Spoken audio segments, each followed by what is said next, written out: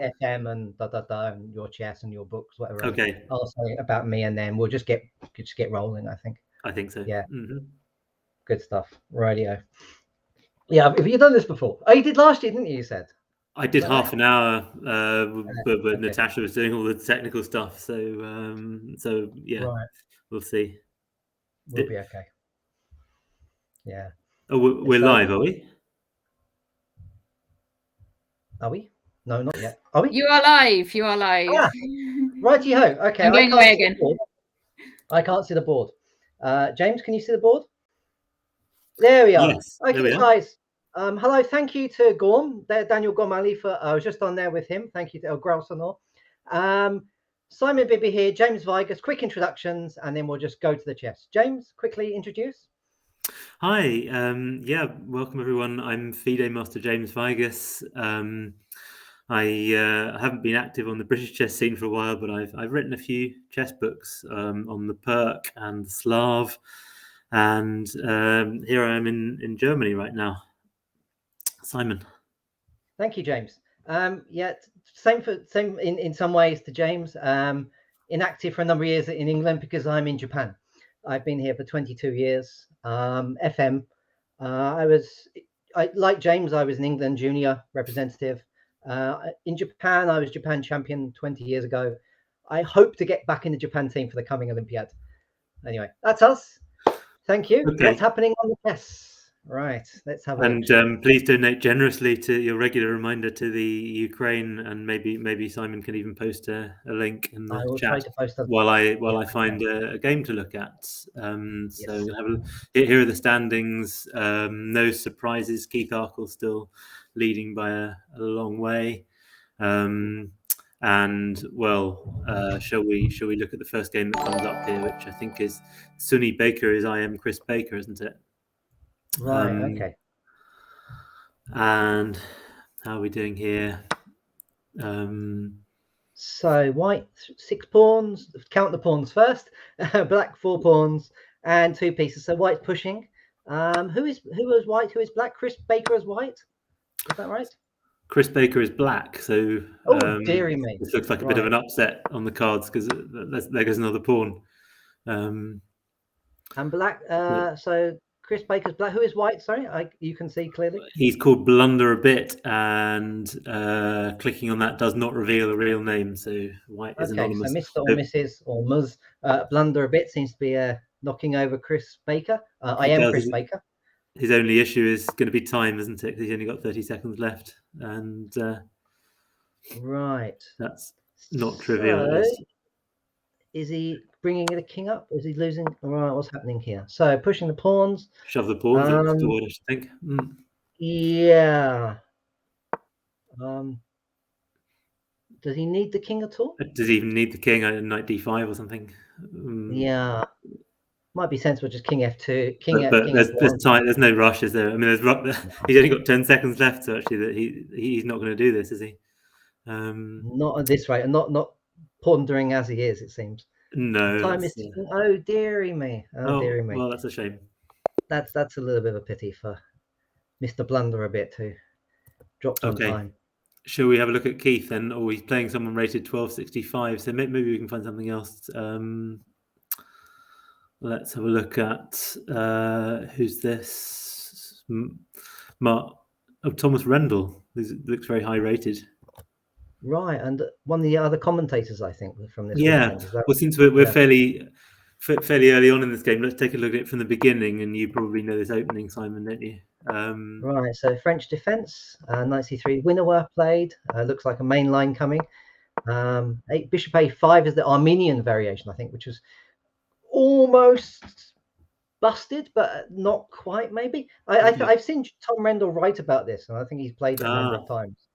It's one of these kind of openings that's always been kind of on the edge of playable or not playable, as far as I'm aware. The old Armenian players like Vaganyan and such like, I think, played this back in the day. So I assume this is standard stuff, isn't it? Yeah, perhaps. What's happening here now? So black exchanged, back to a5 and exchange on c3. So what the arguments are, white in the winner, white argues for the 2 bishops, black argues for the white pawn structure. Okay, So what's happening? Queen a5 Yeah. attacking the c pawns. White has the tripled c pawns, but he's arguing that bishop d3 coming, knight f3 to g5, queen h5 attacking on the king side. Such are the arguments. Yeah, and that dark squared bishop might become quite strong later, I guess. But Yeah. so White's just lining up against the king, isn't he? And That's right. knight g6. So Okay. here, White can play queen h5, h4, knight g5. The queen can come back, and then the pawn goes to h5. This is all kind of very standard stuff for this kind of. I mean, is this theory? It could possibly be. As you say, h4 and knight g5. Okay. This is all very typical. Could be theory, but also certainly all very thematic. Liam Cleary in the notes says hi all. Hi, Liam Cleary Chess. Hello. Hello to people watching online. Hello to people in the notes. Please come along with your comments. Chip in. We very much appreciate that. Okay, so White's going back knight f3. I assume the fact that GM Norfolk has just retreated is not a good sign, is it? No, GM. Do we know GM Norfolk who this might be? Let's take a look. Ooh, Andrew Brett. Name rings a bell. Yeah, name rings a bell to me as well. Yeah, from years, some years ago for both of us. I think. Yeah, that's right. 20 odd years ago or such. Righty ho. So Black's pushing. He's aiming at the d3 pawn. White's not quite crashing through, is he? Or ideas of bishop takes h6 and queen takes h6 and knight g5. That looks is any pretty of that much working or not? If that's not working, then he's got big problems, isn't he? Perhaps. So okay, bishop takes, queen takes. Doesn't look very likely, does it? Oh, right. This looks quite slow. So presumably Black's just taking on d3, and well, he can do. And White wants to play h5, doesn't he? Push the knight out of the way and play bishop takes h6. But if he's worried about that, he can just play king h8, I imagine. But no, okay, just take. Right. Threatening e2. That's threatening a checkmate on e2 here. So how does White defend this? Move the knight out of the way to defend back with the queen, g4 to e2. But then perhaps Black can exchange on e4. But the knight on g6. Well, so White knight d4. Yeah, and then we've got knight takes e5. And White's not really going anywhere, as he's lost his center. Nice play from Thomas Rendell. Did he have to retreat the knight back to f3? I wonder. No, I'm not sure. Perhaps he could have kept it there. Should we go back and have a look? Yeah. Okay. So this is where it. You feel that if the knight's going back, then. Does White have anything else can here? Can he do anything else? Knight takes f7, just king takes f7. Rook h3. But rook h, even rook h3 is not really threatening anything, is it? This is just. No, I'm thinking knight takes f7 here, and then king takes f7, defending the knight. Yeah. And then rook h3 there. Yeah. Whether that would have been anything, but with such a short time limit, it's difficult to. Okay. But anyway, there might have been something there. So what's happening in the game? So let's go back. Okay, let's go back to the current position. White's just castled. Okay. King looks really drafty. It'll be interesting to see how this gets finished off. Yes. Bishop. So checking b1. Lovely bishop d3 coming. I suppose. Bishop d3. Then rook takes queen takes.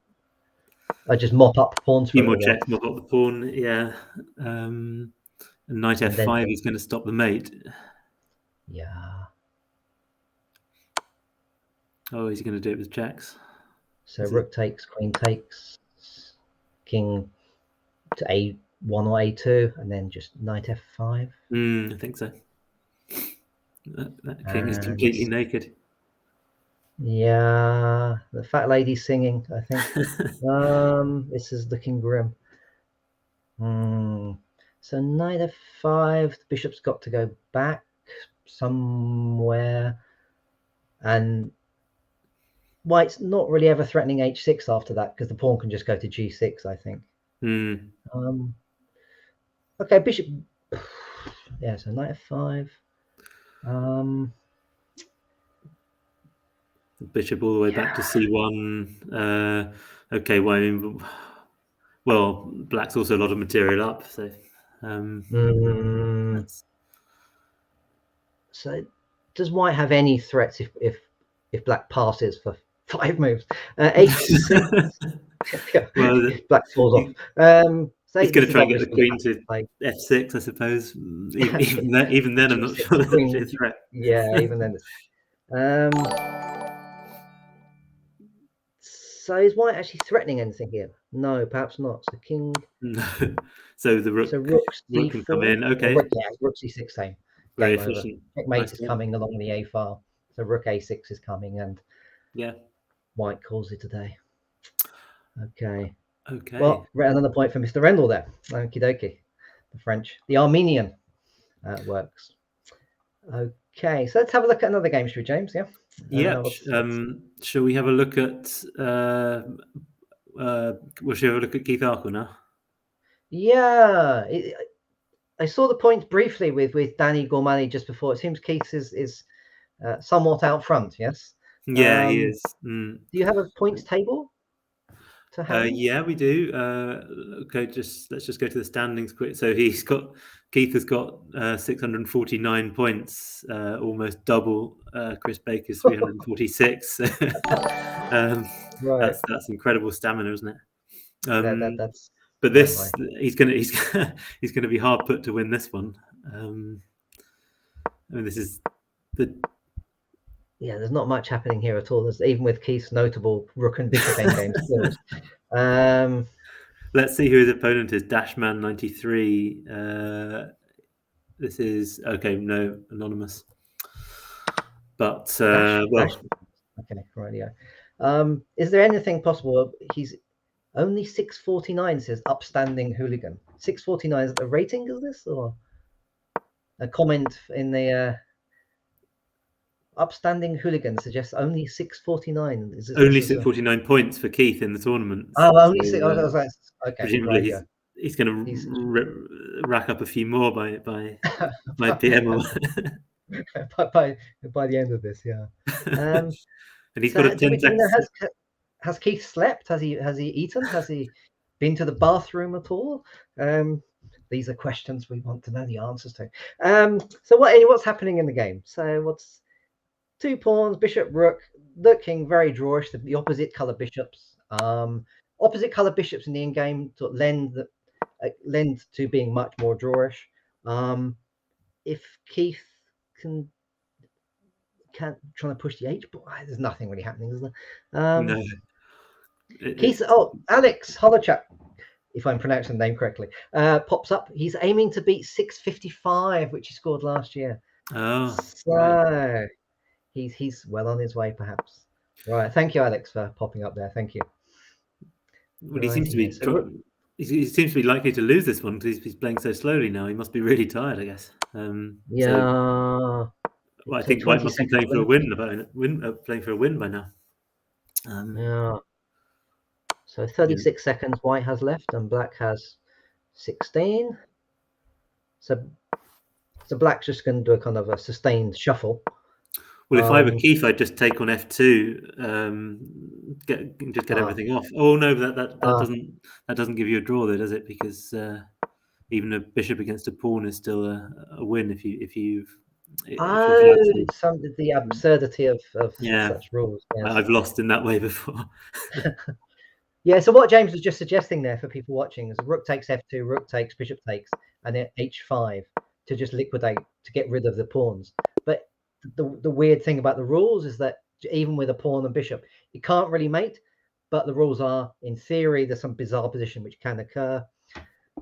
And what happened in the final? Draw by repetition. So yeah, White was a good sport there. Didn't try and Credit to White there for being honourable there. Thank you to White for not pushing the clock there. Exactly.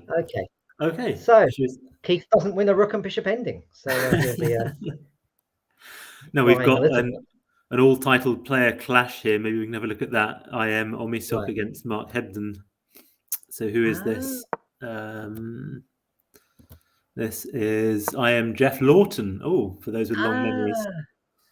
Yes. I'm sure these gentlemen have played each other hundreds and hundreds of times in these multiple Midlands congresses. I remember back in the day seeing these guys. It's kind of the Midlands chess playing gods, along with Keith Arkle. That's I remember being ground down in a British Championship by Jeff Lawton in a horrible. I played an English opening a bit too passively, and I just suffered for hours on end, and still remember that very vividly.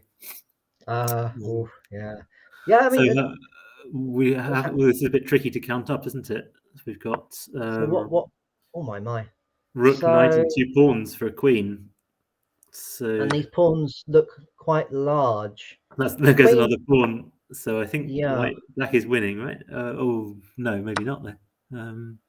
Well, can the queen cause any damage? The 2 rooks seem to be holding everything. The queen can't really cause trouble, can it? Oh gosh, yes. He's threatening mate in 1, and if rook f7, queen f8 is something to look out for. Well, rook f7, but then queen e5 check picks up the knight, doesn't it? So maybe black grabbed 1 pawn too many there. Yeah. However, look at the time. Lawton has got 15 seconds left. Oh, h6. Wow. Oh dear. Whoops. Oh dear me. A blunder there. So wasn't queen f8 mate? No, because he'd made room for the king on h7. So that, and I suppose white had pre-moved queen e5, having expected rook f7. Having expected rook f7. Oh right. The pre-moves are always a hazard, but you sort of have to do that if you're that short of time. Yeah. Okay, well done, Mark Hebden. So quickly explaining pre-moves for anybody who doesn't play so much Blitz online. Pre-move that you have the line, you have the move waiting. It's already basically kind of logged in, and no matter what the opponent plays, it just appears. So black expecting the obvious rook f7, queen e5 is coming, but h6 and the queen drops off.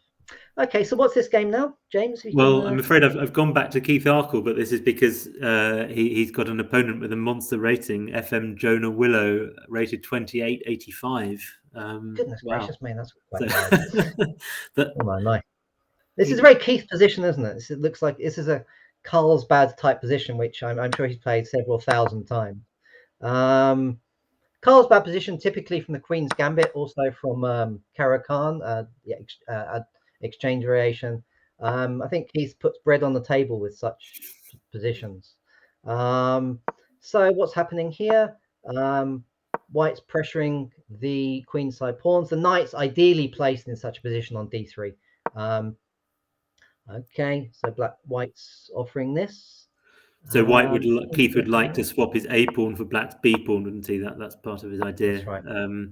So that he would then play against black's weak C pawn. But this has suddenly gone a bit wrong, hasn't it? He's dropped the A pawn for nothing without getting the B pawn. Yeah. So yeah. So he's now just a pawn down. Ouch. Oh, and here comes the pawn. This is not quite what he was hoping for. Yeah, I think in the longer game with a little bit more sleep, he would have been bit more effective with this.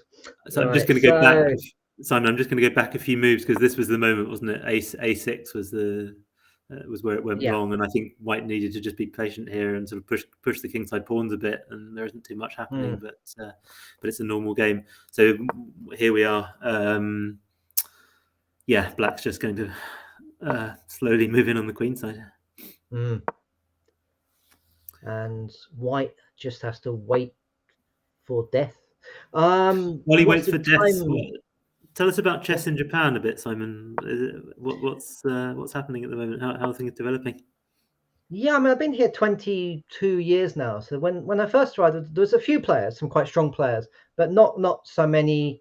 The volume of players, and there's a few at the top, but not all that many, over 2,200. The organisation was a little bit suspect.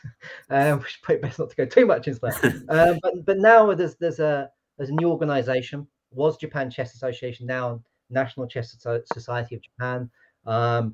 It's much better organised now. There's so many more players. There's many more tournaments. More strong players coming through. It's really developed over the last 2 decades. Yeah. Okay. Yeah, there's 2 international masters we have here, Shinya Kojima and Yosuke Nanjo. Right. Two guys in their early 30s, very strong players.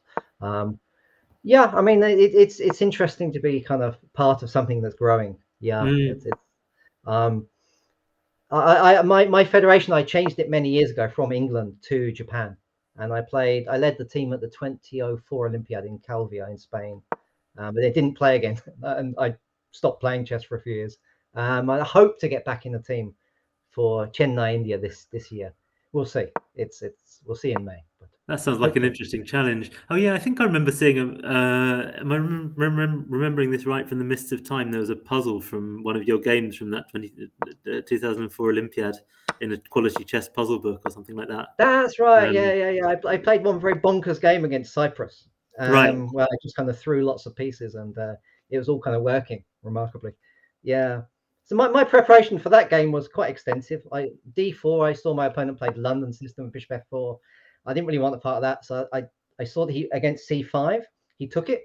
So okay, that's good. So I went to see a castle in the morning with a friend who was visiting, and then just rocked up just before the game, and hey presto. Yeah, all turned out very well, really. I had no chess books at the time. I came to Japan with no chess. I wasn't playing chess at all, and just took it up again. Yeah, my preparation's slightly better now, I hope. Well, you've had some interesting opposition in the last few years with Wang Yu. Yeah, I played Wang Yui in China. He was I think was he world number 3 or 4 at some point? I think something like that. Yeah. There was a international kind of universities championship in Tianjin in China, and I was leading the Japan combined universities team as a faculty member. Everyone else was students, and there's also the guy who's in the candidates. What's his guy? Grigory Oparin was also there. Oh yes, okay. So I got absolutely murdered by him. But my game against Wang Yui was quite complex. He was kind of scratching his head and panicking, and it's nice to see him kind of bricking it, as they say. But he did beat me, of course. Yeah, sure. But that was my wake up call to try and study properly. Yeah, that's nice. Improving since then. But enough about it. It's me waffling on about things. What's happening in the game? Let's have a well, I've just picked another game. This is Black is he's called Navigator. Candidate Master David Okiki. Is that? I think that's how you pronounce it, isn't it? That's another blast from the past. I think I remember this. I remember him in the late 90s, maybe. From London tournaments, perhaps. From London tournaments, yeah, exactly. Yeah. Sort of George Goodwin rapid plays in London, that kind of thing. That's right. That's right. So North London. That's right. Yeah. And it seems to be mopping up. And white is Alex. How do you pronounce that? Holochek.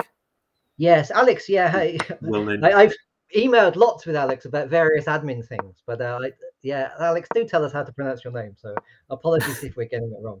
But the guy does lots and lots for British chess, for international chess. I remember a club mate of mine, BH Wood, who's quite famous. We used to give him lifts to tournaments. Alex, the British Universities event fell away, and Alex kind of brought this back. So he does lots and lots of work. So well done, Alex, for your work with university stuff, British chess, and lots of FIDE stuff. Respect. Yeah. Okay, what's happening in the game? Pawns are just rolling. And pawns are just rolling. Let's find another game, shall we? This one's over. Yeah. Bonkers. Let's have a look at BH Wood. Wow, yeah, I wrote him a letter, I think, when I was about 7 years old. Gosh, this is these memories coming back. Yeah, we used to give BH a lift to tournaments because I lived in Sutton Coldfield in Birmingham, and my father was the first team captain for a couple of years, and we gave BH a lift to matches. Lovely fellow. My father got a little bit upset that BH sometimes would give directions but to the wrong place. My father, after a long day at work, was remarkably patient considering. But the BH being a non-driver, typically for chess players. So BH, Sutton Coldfield Chess Supplies, and BH Wood kind of publishing. That's right. was it the first chess magazine in the UK? I'm not sure, but he was working on this for a long time, and a big name in British chess. I suspect British Chess Magazine is older, but B.H. Wood was editor of chess for over 50 years, I think, and that's what I sort of grew up with to begin with. It's quite a character. Yeah. So who's Chris Baker here? This is a Sicilian, a Routzer, presumably. Let's have a quick run through from the beginning. Chris Baker is white, and black is somebody called Queens and Pawns, Jude Shearsby. And let's take a look from the beginning because we're still quite early on in the game here. So we've got an open Sicilian, I think. Yeah. Oh, taking on d4 is a bit premature, isn't it? Because it just gives white unchallenged queen. White's playing quite aggressively now, but yes. E5, my mind. E5 is quite. Was that necessary? Giving the d5 square looks like White's got a much better position than he should have. F5 looks nice, yes, indeed. Well, this is looking lovely for White suddenly, isn't it? Bishop c6. Oh, nice GT square. Thank you very much. White is outrated, but must be quite happy so far. And that h6 pawn looks like a goner, doesn't it? So this looks like a very bad. There's a variation called it's called the Kotzel suicide variation of the classical Sicilian, and this just seems like a very bad version of this for black. That's in the open Sicilian with knight c6, knight f6, and black allows the double pawns, but he gets much more dynamism than here. Here it just seems very grim. It is just grim, isn't it? Yeah. The ideal version is where perhaps the black pawn goes to h5, the bishop goes to h6 and takes the dark squares there. The rook would stay on h8, and the king would go to e7. This is just an unhappy version of that. So bishop e6 is coming. Oh, it could. Oh, sorry. Bishop takes and then bishop takes and then bishop e6 and is it mate coming? I suspect so, isn't it? Yeah. So pawn takes c3, bishop e6, king c6, trying to escape round the queen side. King come backwards. That can't be good. Ouch. So rook h8. Oh, okay. Well, that's sensible, isn't it? Just take back on c3 first. Okay. And, avoid c2 check coming in, which could have been. That's not one check. That's it, isn't it? And then king a1 and okay. Does black? Okay, white's threatening rook h8. Bishop f8, queen h6 coming. So maybe what black should. Okay, so then he's Well, just queen h6 here would do the job, wouldn't it? Yeah. Then rook h8, bishop f8, and then take on f8. So queen h6 still covering c1, of course. So black can't go rook c1 and get the queen because the queen's still on this diagonal. So queen h6 is there anything? There's not even a check, is there? So queen h6 is threatening just rook h8, bishop f8, and taking. Can black do anything? Doesn't look like it, does it? That's it, isn't it? Yeah. That really is a bad bishop on e6. This is. So I'll have a look at the comments here. I apologies to people in the comments for having neglected you. Poor souls. So comments here. Let's have a look. Comment that Keith's playing worse now. Someone managed to get a draw against him. Someone's talking about Tokyo bilingual chess. That's not from me, actually. No, I'm based in Kobe, which is in Western Japan. There's Kobe, Osaka, and Kyoto next to each other, three big cities. Tokyo bilingual chess is fantastic. Lots of stuff happening there for children. Recommended for people who are in Tokyo with their children. Lost Cooper saying this commentary team is a blast from the past. Indeed, from some years ago. I stayed with Lawrence Cooper here, and we had a escapades in the Cannes tournament where ended up looking after a big bunch of kids. There was no adult sense. I was 17 looking after a number of 11 to 15-year-olds, as I remember. That doesn't bear thinking about, Simon. No, I had my hat of responsibility on for the first and perhaps last time for that.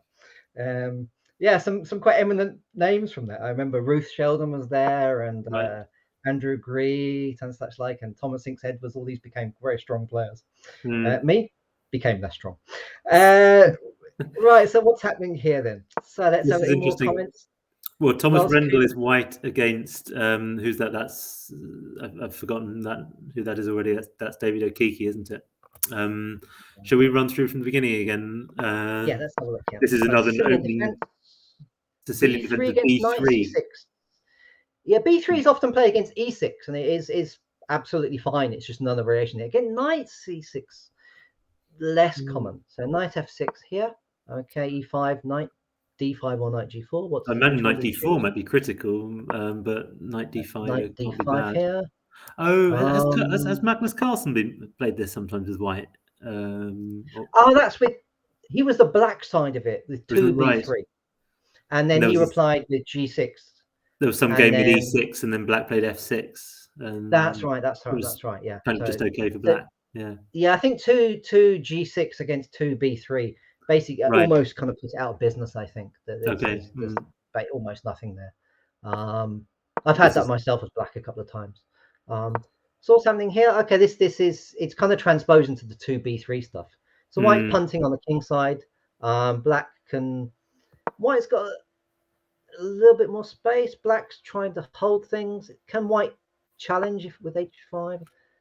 I wonder about knight E6. I'd be tempted to try something like B5 here, but maybe it just loses a pawn. So queen E4, but queen C7, H5. No idea what's going on here. H6. Wow, I'll just keep going. But I guess black's quite solid. So, can he get his pieces out at all? Knight's coming into B5. Knight D5 looks quite nice, doesn't it? Yeah. Ooh, okay. So how does white crash through? H3. What's that about? Stopping knight B4. Okay. So white's going to just castle. Knight C7. That looks awful, doesn't it? E6. Ouch. Well, I don't know how he would have crashed through without that, but this must be good for white now, I guess. Knight takes D5, takes. Yeah. And there goes a rook. Yes. G7. That's quite. So he's running for the hills. Also, rook C8, king B8, and kind of some curious type of castling. King B6. King B6, an aggressive king, right? Why not? Right. Nothing to lose. Holds the C5 pawn. Why not? Ready for the ending. So knight E6 takes. Knight takes H7. So the H pawn might race through. This is quite a wild game. Goodness gracious me. Okay, well, anyway, that white obviously won that. I mean, winning a one position in these blitz games is not, or at least I find it extremely difficult. But Tom Rendell, I guess, doesn't find it so difficult. What's the time limit, by the way? So, it's just 5 minutes. Just 5-0. No addition. No like in the old days. Yeah. The halcyon days. Yes, back in time. Right. Okay. Because when I play online, I don't know about yourself, James. I normally play 3 minutes plus 2 seconds, or 2 minutes. That's what I do too. Yes.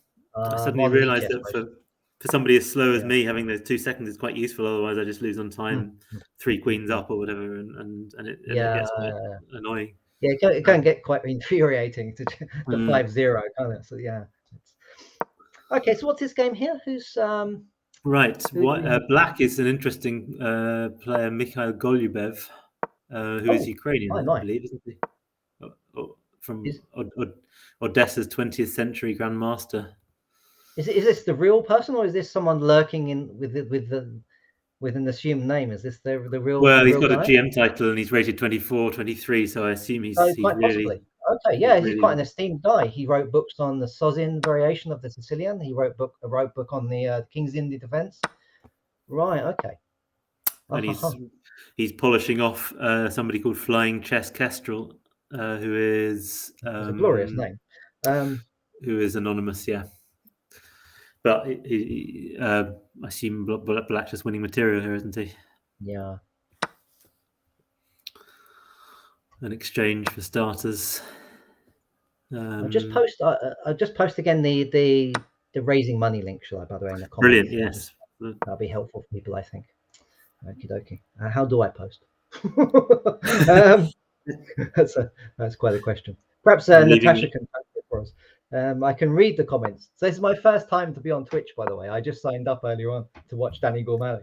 Been a bit of a novice here, so excuse me, people. Perhaps Natasha can post the link. Okay. Maybe I can do it, but I'm sort of terrified of navigating out of here and never coming back again. So because it's almost my first time as well. Okay, well, sorry, people, for being Luddites here. From our respective homes in Germany and Japan.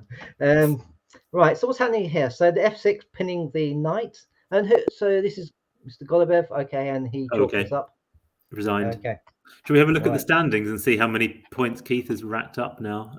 Yeah. So he's got 655. So he's slowed down a bit, hasn't he? Right. And 655 was his target from last year. Oh, okay. Right.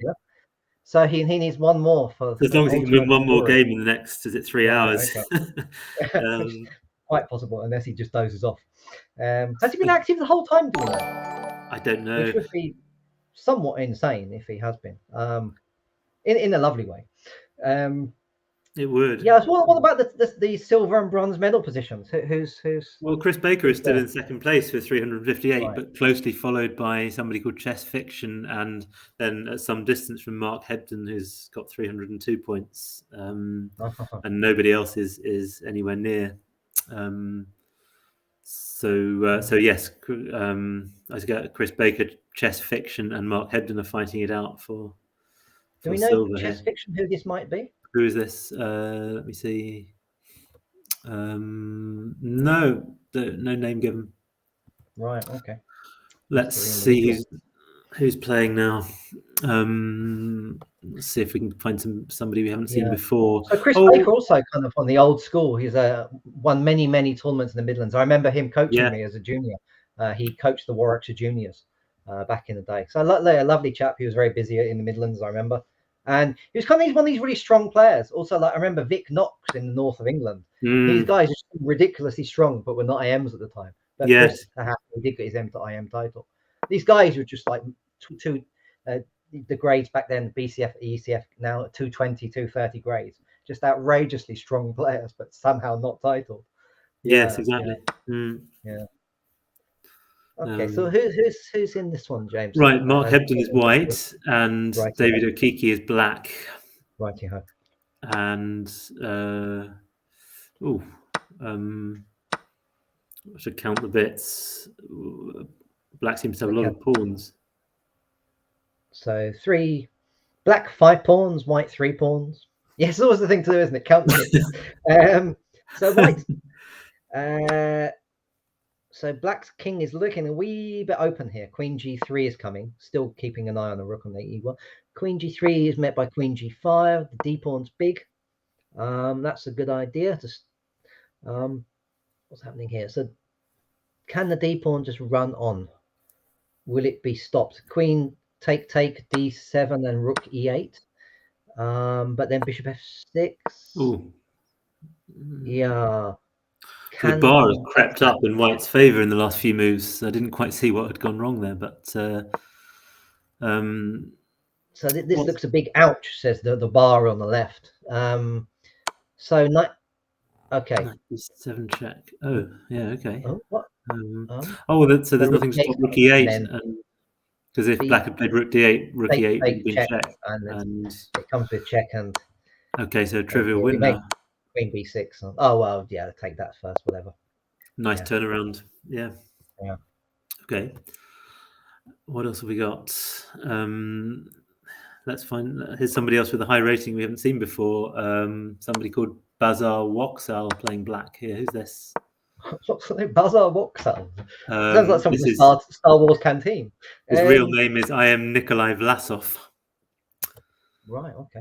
and he is outrating his opponent. And well, he's always his whole rook up, so not much to see here. No. 0-1. Okay. What about Mark Hebden? Is he in action at the moment? Let's see. No, Keith Arkle is. Oh yeah, Mark Hebden's in action. Commenting in from ECF commentary that your garden is the place to learn all-night chess laws. Yeah, Lawrence Cooper. One of the main guys in British chess for many years. He would have his kind of annual garden chess parties where I think all British chess luminaries at some point played. Yeah, so that's. I never played. Yeah, well, I'm not being a luminary. Well, you were further down south. I think you can be forgiven for not. Okay. It was a Midlands thing, perhaps. Yeah, back in the day, Lawrence Cooper. I am Lawrence Cooper. I think he was women's coach and then Welsh women's coach. Is that right, Lawrence? Right. Yeah. Been very active over the years, I think. Yeah. Right. So what's that? This is kind of a normal position, right? Okay. It's quite normal. From what opening? From Rilo Pez. It's a Rilo Pez, where White went knight c3 early on, and the knight c3 a3 line. Okay. Right. Mm. Yeah. There's a Dingley Wren game against somebody a few years ago. Yeah, a couple of German guys did a chess base thing on this. Yeah. It's quite tricky for Black. Yeah, Black really has to kind of know what he's doing. Yeah. The idea of knight c3 and a3, just the bishop can slot back, so the jiggering with knight a5 is not such an issue. What's happening here? I mean, White's gone h3 and g4, which is very ambitious, obviously, just to shut that bishop out completely. But he's got a big hole on f4, which is what Hebden is aiming for with this knight maneuver to e6, right. Isn't it? So White's going bishop g3. Lawrence saying, he was at the 2016 Olympiad. Yeah. Okay. Right. Was that as Welsh women's captain, Lawrence? Carlsbad is in the Czech Republic, says Dandelion or Dandelion, maybe. Right. Pawn structures. What's happening here? The bishop on h7 is looking a wee bit unhappy. Yeah. Wasn't there some ridiculously famous game where the bishop got buried? Of some chess classic, I forget where. Winter Capablanca, wasn't it? I think. Respect. Man knows his history. Right. To every people watching, James is a professor, by the way. Not chess history. For the English, not chess, unfortunately. Right. So what's that? Oh, the bishops. Oh dear, no. The bishops suddenly become rather strong. So the bishop's aiming at c2. The bishop's quite wide awake now. So this move, I mean, king h2 was a disaster, wasn't it? So it's better just to give that pawn up on h3. It doesn't matter about the pawn. Yeah, so bishop back to a2. You've got to keep Black's bishop locked in there. So yeah, I think so. Bishop a2 or something would be better. Just leave the pawn, and now Black's just doing very well, I would imagine. Yeah, a5, b4's coming in. It's too materialistic. So Black's going to take the c file. The b4's coming next to open things up on the queen side. Does Black want to shuffle this king up as well, perhaps, and then play f5? Or what does White have plans here? What's White plans other than just surviving? So f4, I guess it's the only active move. Makes sense, yeah. So White wants to play f5, doesn't he, and have another go at shutting that bishop out. So Black presumably. Oh, really? I thought he would play bishop e4, just to stop that from happening, and then. So why didn't White play f5 with the idea of what? Rook e4, but why not f5? Why not f5 now? I'm really confused by this. Yeah, me too. I just think why f5 just cripples the bishop again. Yeah. Now I just thought White's doing really well again now. That bishop's never coming out, is it? No, it doesn't seem to be. Does Black have to give up? Even if he gives up material, then it's still buried on h7. Yeah. This is getting interesting again then. Well, so if you can recap, sorry, who are the players again? Sorry, here. Black is Mark Hebden. Black is Mark Hebden. Surprising to see him let his bishop get buried like that. And White is somebody called Vincent's82, real name not given, but he's rated 1900, so he's doing really well here. Yeah. Oh, nice. Pawns and light squares. And that rook on e4, it's just looking a bit silly, isn't it? Yeah. So this bishop on h7 is just never getting out, it seems, because black can't move the f pawns. So it is simply buried. What happened there? Well, he just gave up the exchange, but it's completely gone, isn't it? And then he's given, the bishop's still not coming out. Checks. Well, you're just going to bring the rook up and then the other rook up. Yeah. Yeah, just defend everything and come. Rook. We can go and fetch some pawns now. He's got to go to g7, and then the d6 pawn is impossible to defend. Nice play. Yeah, I mean, the only thing that he should just mop up the b3 pawn first, because that's black's only possible hope, isn't it? That the pawn somehow black claims the b2 pawn and pushes. So maybe white can just go rook c3 and then just take that pawn for safety, and then just home in on. He's taken your advice. Double on the 7th. Yeah. And white's even up on time as well. And basically, more or less playing a pit. Oh, the bar suddenly shot down. So these pawns are So white should have grabbed that d6 pawn when he had the chance, and then it was really over, I suppose. And now, suddenly black's.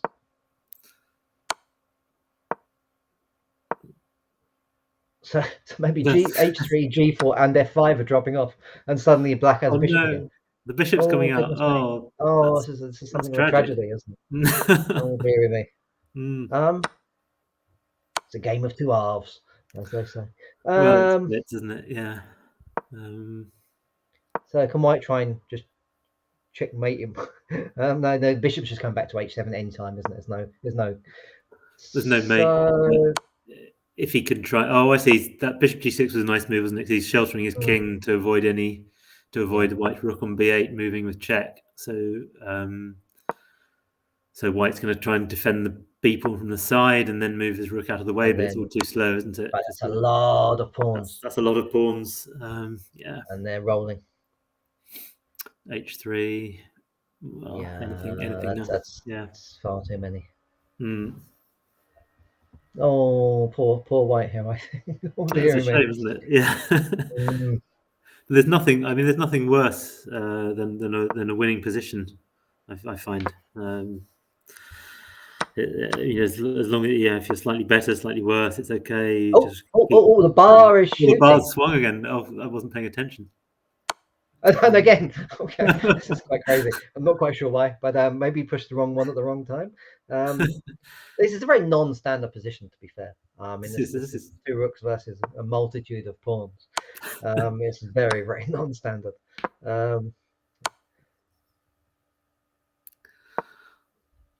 I just reviewed a nice book by De La Villa on endgames. Some slightly non-theoretical endgames like sort of queen versus lots of pawns and things like that. And really, really good, clear stuff. And it made me want to study endgames again. I mean, do you play at all? Do you play in Germany at all? Or are you I think the last time I played was exactly 10 years ago when I was last in Germany. Now I play a bit of online Blitz, but that's it. But I stopped playing for a long time and then had a comeback when I moved to Germany. Well, I mean, this is going back 15 years now. And I played in the kind of third or fourth Bundesliga at that time with sometimes some very strong opposition. But essentially I played very little for 20 years now. Oh my. Okay. Natasha's digging out these old guys like us to come along. Yeah. No, but this is what's happening here. So this is lots of material. There's no time issue. Oh, there is a time issue. Black. There is a time. You've got 4 seconds left. Yeah. Just bang, bang, bang. It's his insta move, isn't it? This is even I could do that in 4 seconds, I think. Yeah. No problem. Yeah. Well, lucky perhaps, Mark Hebden. Let's check the standings again. Keith Arkle's up to 663. Wow, so he's easily beaten his record or goal or whatever it was. I wonder how many times that Keith and Mark have played now, because I remember back in even like 20 or 30 years ago, it was in the hundreds, many hundreds. So yeah, are they up to 1,000 yet? Perhaps they might be in there. Every time I saw them, Keith Arkle was always white, and it was always a fianchetto King's Indian with knight c6 and rook b8. Yes. Every single time. yeah, I know exactly the positions you're talking about. I saw this any number of times. Yeah. Right, so let's find another game, shall we? I think we don't have too much time left, do we? My goodness me. Oh, no, who's up after us, by the way? Do we want to give a quick shout for who's up next after us? Going to be ousted by somebody else. I'll tell you who it is. It's Tristan Cox. I don't think I know Tristan Cox. No, perhaps. Well, we have been away for more than 2 decades, so it's perhaps not surprising. Some new folks have come through. Yeah. So hello, Tristan, and nice to meet you for the first time. We'll shake his hand. So what's happening here? Okay, so this is Sack Butt against Gunslinger. Perhaps slightly unfortunate name under the circumstances. Sack Butt is Ewan Ward. That rings a bell. That's with BUT, is it, rather than? So what happened here? This was a very quick win. Oh, so this is the famous Stafford Gambit. So the Petrov. Instead of d6, you just give up the pawn, and this has become very. Oh dear! But I see Black just made a mouse slip. Yeah, mouse slip. That's right. Yeah. So this has become famous thanks to IM Eric Rosen, who's pioneered this, and he played d takes c6 and bishop c5, and if White doesn't know what he's doing, it's quite nasty. But anyway, okay, that was over. That was over very quickly. We could maybe fit in one more game or 2 more games. Yeah, let's have a quick look. Let's see. I see. Ameet Ghasi. That's an interesting player, isn't it? Who's black here with a monster rating of 2745, but struggling against Amenhotep 04, rated just 2040. Let's see who this is. Don't know, but anyway, yeah, the IM with black here is struggling, maybe losing. So what should be the result? Can he hold? No, surely he can't hold this. It's just dropping, isn't it? I think so. Yeah. H6, and then the bishop. Yeah, it's a straightforward win, isn't it? Just knight takes. Yeah. They could just take the f pawn. So I assume Black should have left his king over on the h file at least and tried to, but the 2 pawns would have been too strong in the end. Yeah, the bishop can't even get round, can it?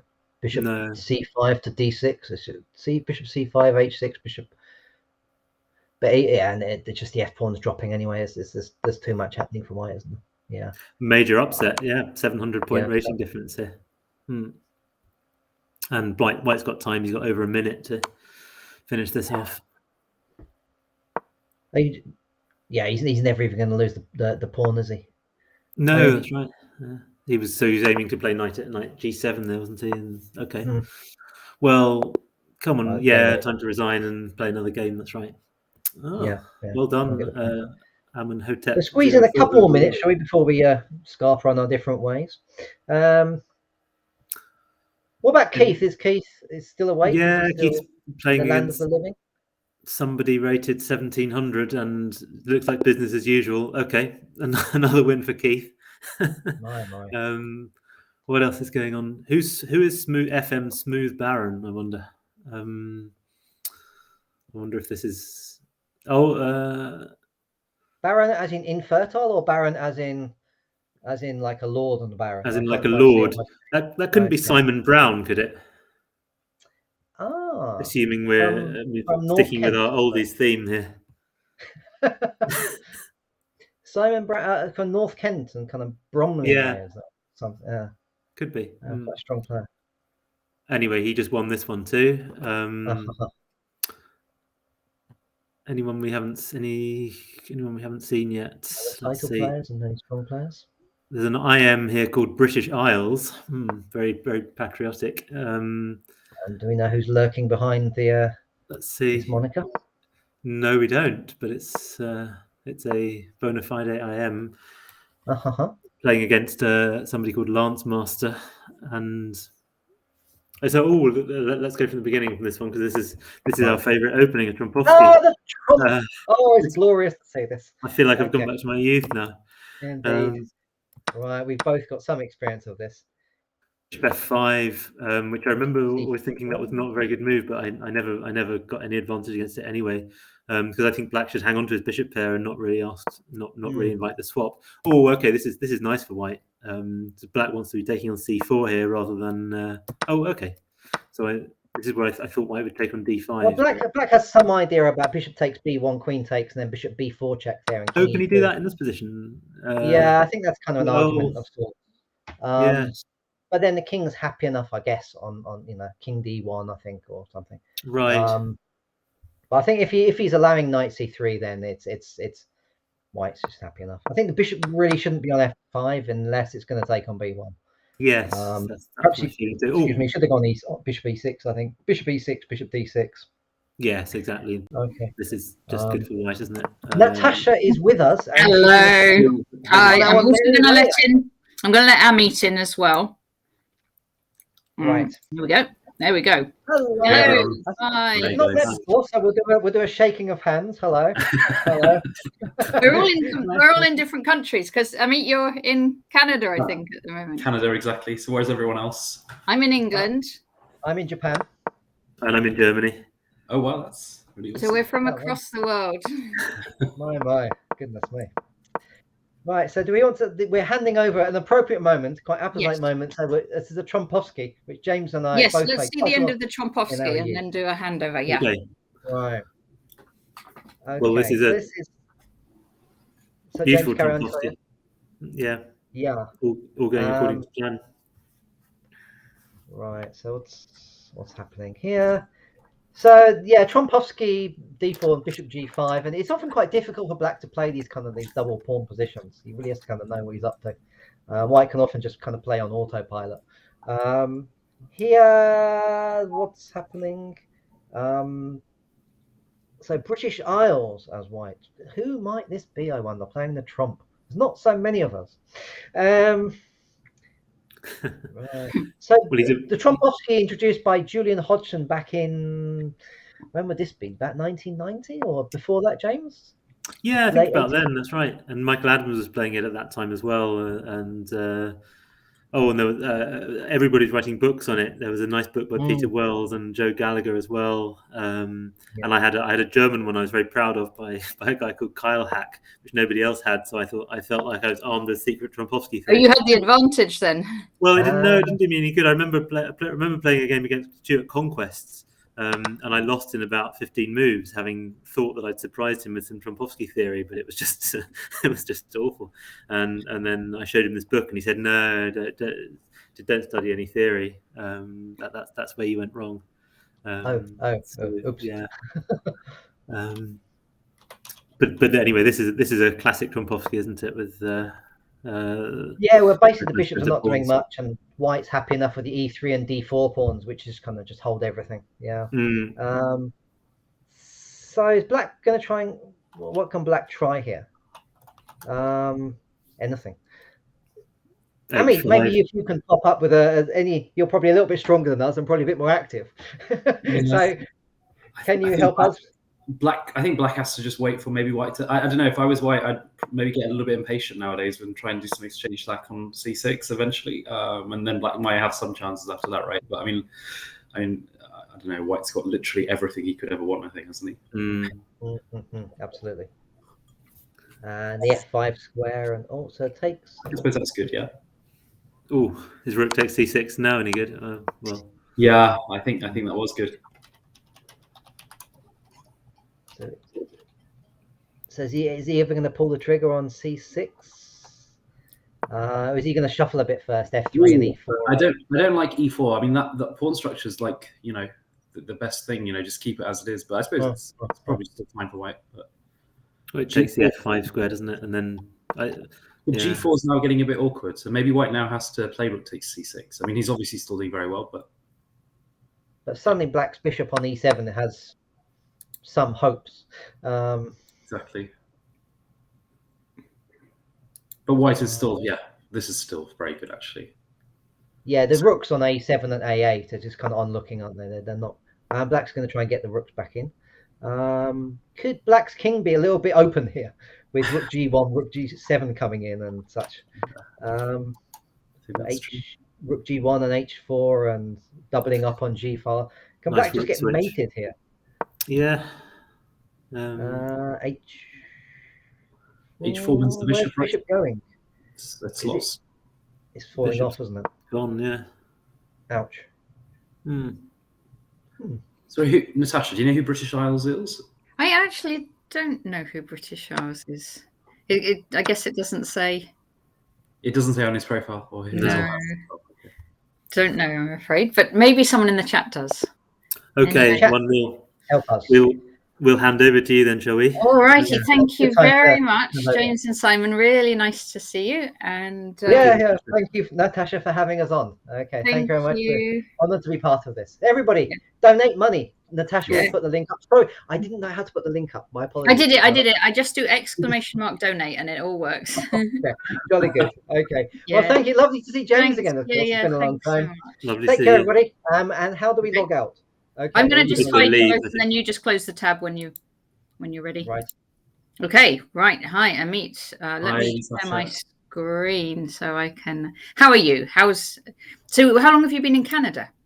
I think it's been now 3 months over the winter, so it's been a bit of an experience, a real experience. I think the chess scene is obviously quite different to London, but I think found some chess enthusiasts over here as well. I think you pretty much find everywhere in the world nowadays some chess enthusiasts in any big city, so that's good. Played a tournament here as well, so I think there's a bit of a chess scene, which is always so important to all of us.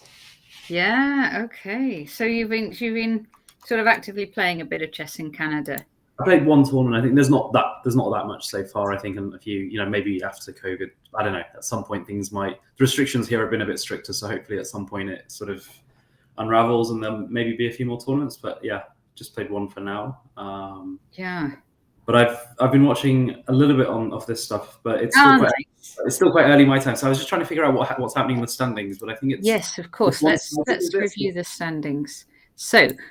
Guess what? Keith Arkle is going to be. Well, I guess Keith Arkle is going to be in the lead. Indeed, 667 he's now got. So his score there is 194. So for everyone, he's got 194 wins out of 221 games. So and this isn't just there's like loads of IMs and GMs that he's been up against. So this is a really incredible score.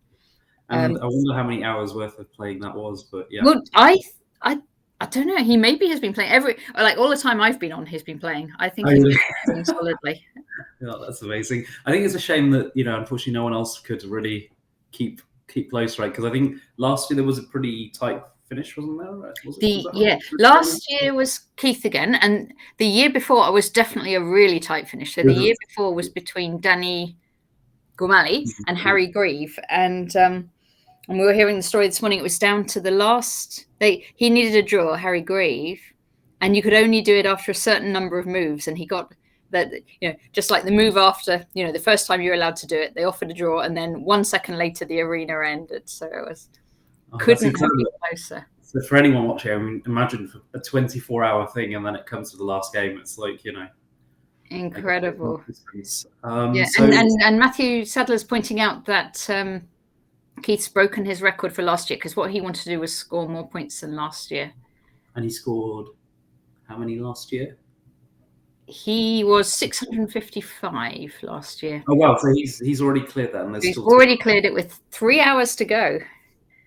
So what does he do now? Does he set a record? He's going to have to set a new record next year, isn't he? Does he leave it now, and then maybe for next year he can still try and overtake potentially? Because I guess that's a good point to leave some space in hand. Yeah.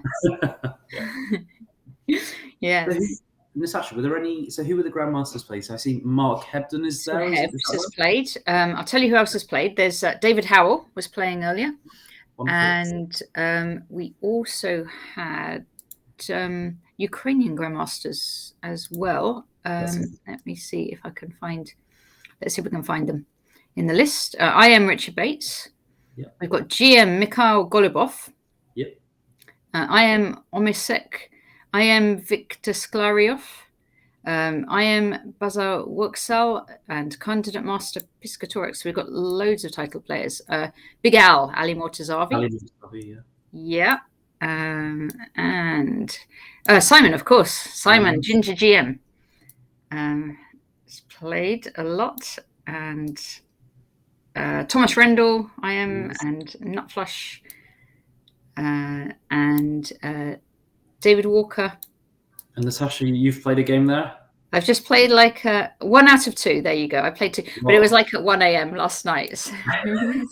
I'm on 0 out of 1, so I just. Are you okay? So, yeah. Whose game should we take a look at then? Maybe let's have a look. Shall we see? Let's see. Let's see Mikhail Golubov. Yeah. Okay, playing against Whatnot. So I think Tristan was telling me he's a bit of an expert on the King's Indian, if I'm not wrong.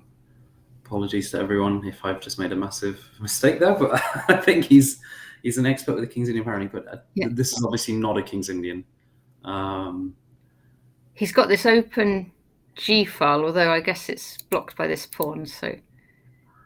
But I think he's also, if I'm counting my pieces right, he's got an extra rook as well. Extra rook's going to help. That might, in the long run. Yes, and this knight's on freeze too, so. Yeah, white's. Yeah, so this should be. We would expect Mikhail to win this game for sure. Yeah. I guess some tricks with the knights, but yeah. So queen takes d4 here might not be so wise because black can play knight b3, and then there's a fork. Oh, Lawrence, we also forgot to say Lawrence Trent, Grandmaster, played. Yeah. And Lance Leslie Smith in the chat has jumped up to 5th place. So congratulations to you. I think he's been playing all night as well.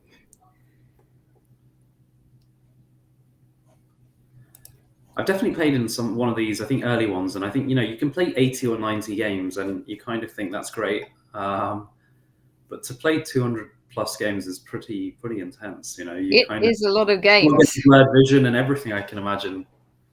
Yeah.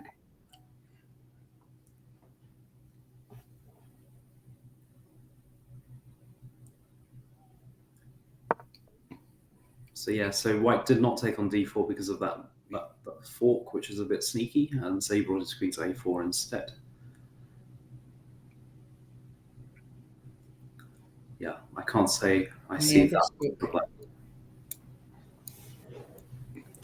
Oh, thanks for the arrows, Natasha. That's amazing.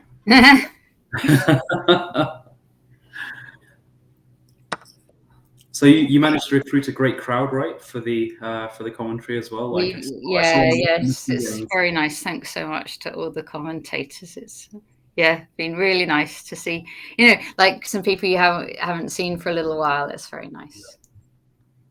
But I guess it's amazing. Yeah, I mean, the likes of Mickey and others, right? The best of British chess. So that's amazing. Yes. Thing is, right, Golubov's got all his pieces on the back rank. But now I think those last couple of moves, sometimes you give up a bit of material as white, so you're not too materialistic, but now everything's defended, right? That bishop on c1 is going to come to e3, and literally on e3 it protects the f4 is double protected now by white, and f2 is no longer a weak point, so. Yeah, so he's kind of controlling it, so black just doesn't have any real dangerous play. Exactly. So he maybe gave a bit of material up in the last few moves, I think, but maybe he didn't. I think white's doing very nicely now.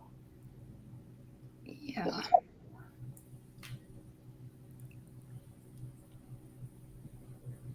We were hearing yesterday from Alexander. He was saying that some of the Ukrainian players have to kind of struggle with internet connections that aren't too good, so you maybe have to do it off the mobile phone. So we saw one player losing on time just because they disconnected. So there's always that risk. Gosh, yeah, can't really imagine it, can we? No. But clearly, it's such a strong chess history there, right? And so many players, and I think it's great that you've managed to get a few of those guys as well to play. It's been really nice, actually. Yeah, thanks to them for joining the stream and to play in the tournament, of course. Yeah. So yeah, I think white's now going to mop up on b6, and it's going to be over in a few. It's going to be over. Okay. We're going to trust Mikhail to convert this one. Have there been many juniors playing as well, Natasha? Or? Yeah, there are juniors playing. Now, let me see if we can find. Let's find some juniors. Oh, there's a Keith Arco Richard Bates game. Let's see Keith Arco Richard Bates. Yeah, not exactly juniors, but not by any stretch. It's great. So Keith, at the end of 2.5 hours. Well, sorry, not 2.5. I mean, 22 hours almost. I think 22 hours play, and he's still got a rook and pawn ending. It's like clockwork. But what's amazing? Oh, that's a strange. Did Richard hope that? What's he trying for? Is he trying for a stalemate or something? I think Richard was thinking maybe Keith, after so long, would be, wouldn't notice. A free move or something with P4 or. Nice try, Ricky B. Nice try. Okay. I mean, you see there straight away, right? Keith's time management. I mean, just 3 minute 20 to finish off the game. I think says a lot. Okay, let's see these two IMs playing. So Victor Skliarov against Chris Baker. And they've got into an endgame bishop against knight. The whites are pawn up, and also that pawn on a5 is going to drop after bishop c7. Oh, yes. Black was going to play knight d5, but white plays bishop d5 anyway, and now also protects the pawn. So okay, and white's won. Well done, Victor. That was a bit of a annoying move for Black here. He lost his pawn as well as his knight on d5 when it came to attack on c3. The bishop was also protecting that as well. Yeah. Everything was just turned against him there. Okay. So are you a speed chess player? I know you are. I've seen you play speed chess, Ameet. Yeah, just, Oh, that looks like a good one. Skliarov Hepton, I just saw. Yeah. We've got to see that. I think the bug, right, of playing blitz chess, but nowadays it's all changed. I think when I was at least playing online, it would be blitz 3 minutes flat and sometimes 1 minute if you felt ambitious, but now it seems like there's these bullets and I don't know, hyper bullets and it's so fast. Can you play that fast? I can't know. I've never played 15 seconds. Never. I've seen people almost like pre-move from start to finish to the end of the game. It seems very odd. Haven't you been the British Blitz champion before? Yeah. Good old days. I've definitely loved playing Blitz. So for me, one of my favorite things just to play Blitz chess. But have you got any tips on how to be a good Blitz player? Yeah, I think they always say there's a couple of things I'd say. Firstly, they say if you want to. I think if there's like a certain threshold. I mean, clearly playing a certain amount of it is helpful. But if you overplay Blitz, and certainly if you overplay bullets, I think you can destroy your actual chess, which obviously then contributes to your Blitz going forward as well. So almost by virtue of overplaying it, you sometimes end up possibly even weaker at Blitz. And, at least in my experience. Practice makes perfect, but only up to a certain extent. Excellently said.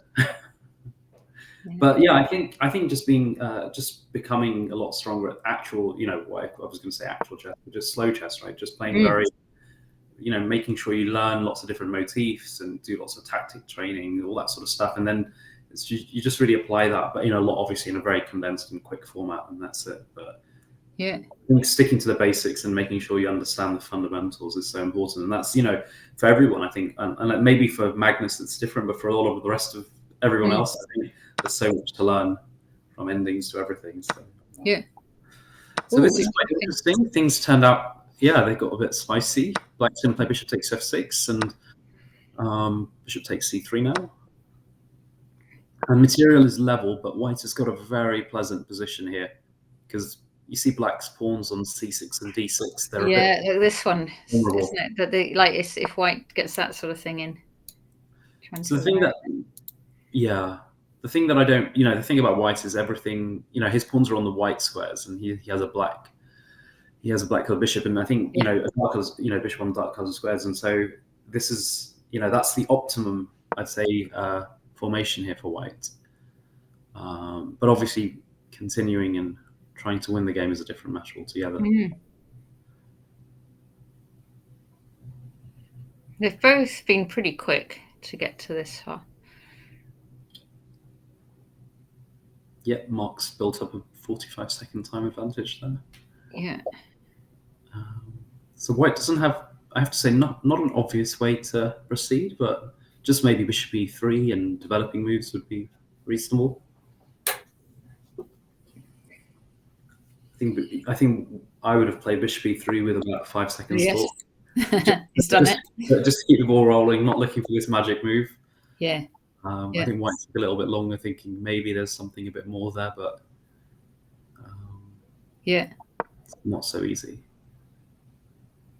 Clearly, black's rooks are now very active as well, so he will exert some pressure on the e4 pawn at some point.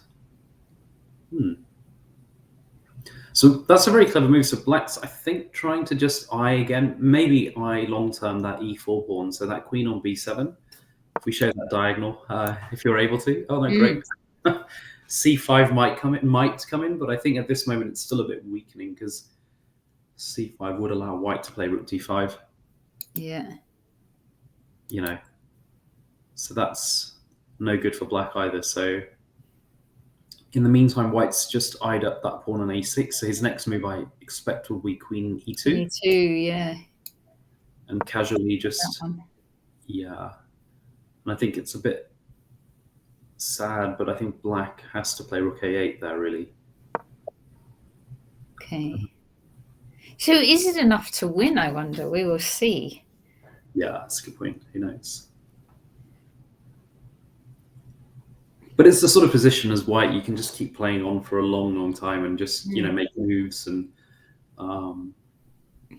you'd want to double rooks here, wouldn't you? But the bishop's covering. Exactly. Oh, is that not dropping a pawn? But then black has bishop c3. Bishop c3, but then white has rook a7 anyway. So I think that's... okay, so this is, you can take this. Yeah, white can safely take that right now. Because if black was to play bishop c3, and I thought that was the plan because he unveils an attack on the rook and at the same time frees his 2 rooks up onto the e4 pawn. But after that, as white, you think, well, what can I do with my rook to move it and with tempo? So rook a7. Oh, queen a6, he's gone. Yeah, I think that's still... Okay, so he's giving up that one, but he'll get this one instead. As well as on c6 as well. Or c6, yes. Oh, maybe both.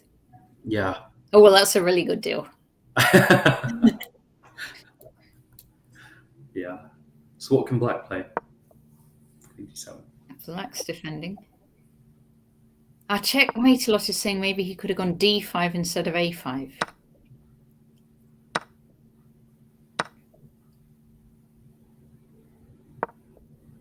Ooh, so black's now has to give up the exchange, right? This is a nasty fork. Yeah, so black has nothing better, I think, now than to give up the just rook takes bishop. Yeah. So white will play, I think, queen takes e3. So black can't play bishop e5 here either. So how does he defend the pawn? Okay. Yeah, so this is obviously now a very simple win, I'd say, for white. Yeah.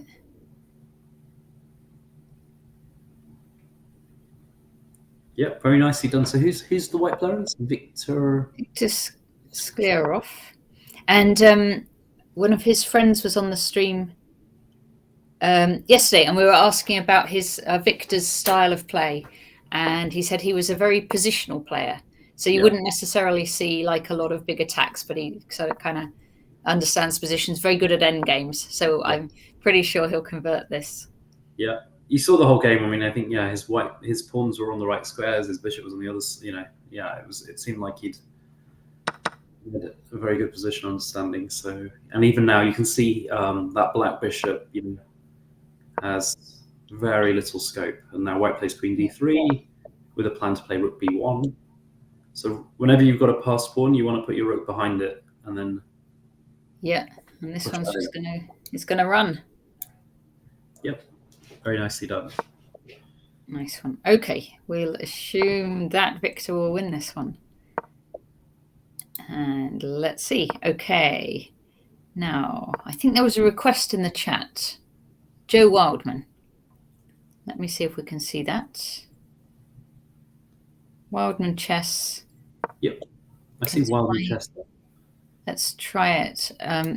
This might, I think it might be the next game, but let's see Wildman chess.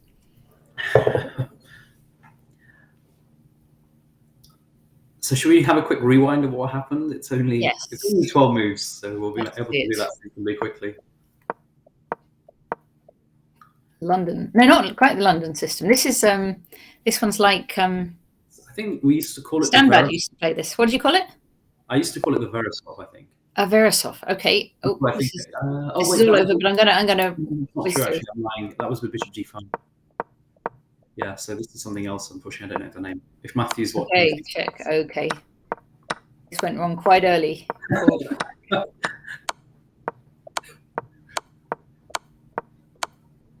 Yeah. Ooh, and resigns. It's a bit of a mauling. Yeah. You got a request to watch that from whom? Sorry, was that? That was from our chat. That was from Lance Leslie Smith. But I think it probably wasn't referring to this particular game, though.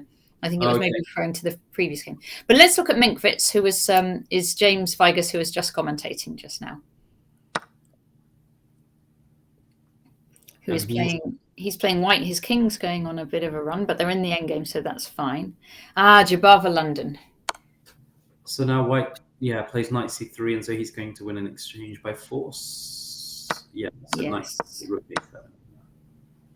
But does white have 3? So white has a knight and a pawn for a rook, and I'd say he has definitely some chances here to hold. But sorry, he's only got 2 seconds. Oh my goodness, yes, I didn't notice. It's going to run out of time. Unlucky Minkwitz. Okay. So let's see. Tom Rendell, my foreign CL teammate. Tom Rendell, yes. Let's see.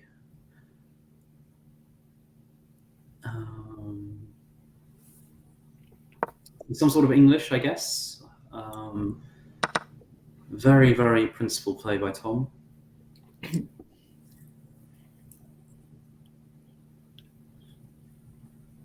And Tom was commentating last night. Oh, really? Wonderful. Yeah. So he's been playing a fair few games, has he? Yeah, I think so. I think he has. Yeah. Beautiful play by white. So he's now got a very strong bishop, and he's won the central pawn, black central pawn on e5. So, yep, this is pretty one-sided, I'd say now. But let's see. Yeah, because black can't castle, just because this knight would drop. Yeah.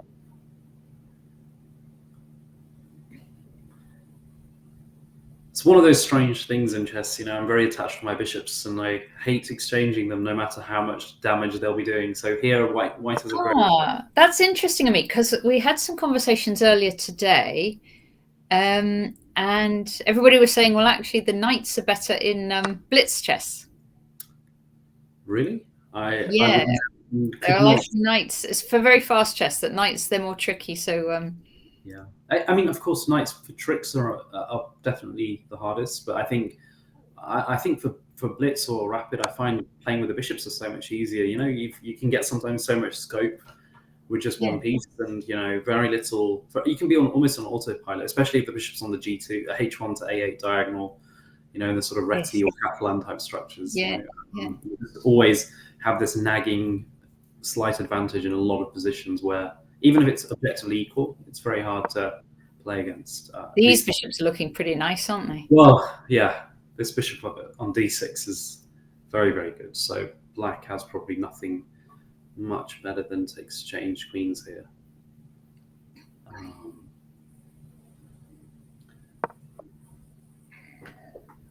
Well, that's very risky.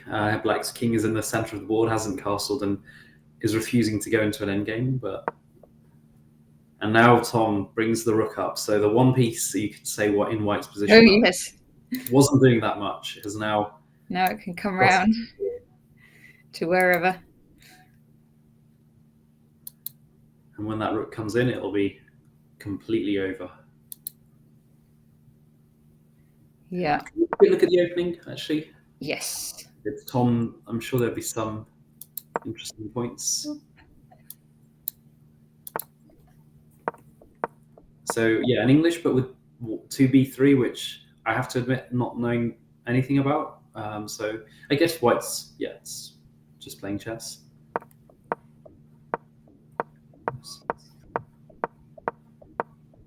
Okay, and brings the knight around this way, an H pawn.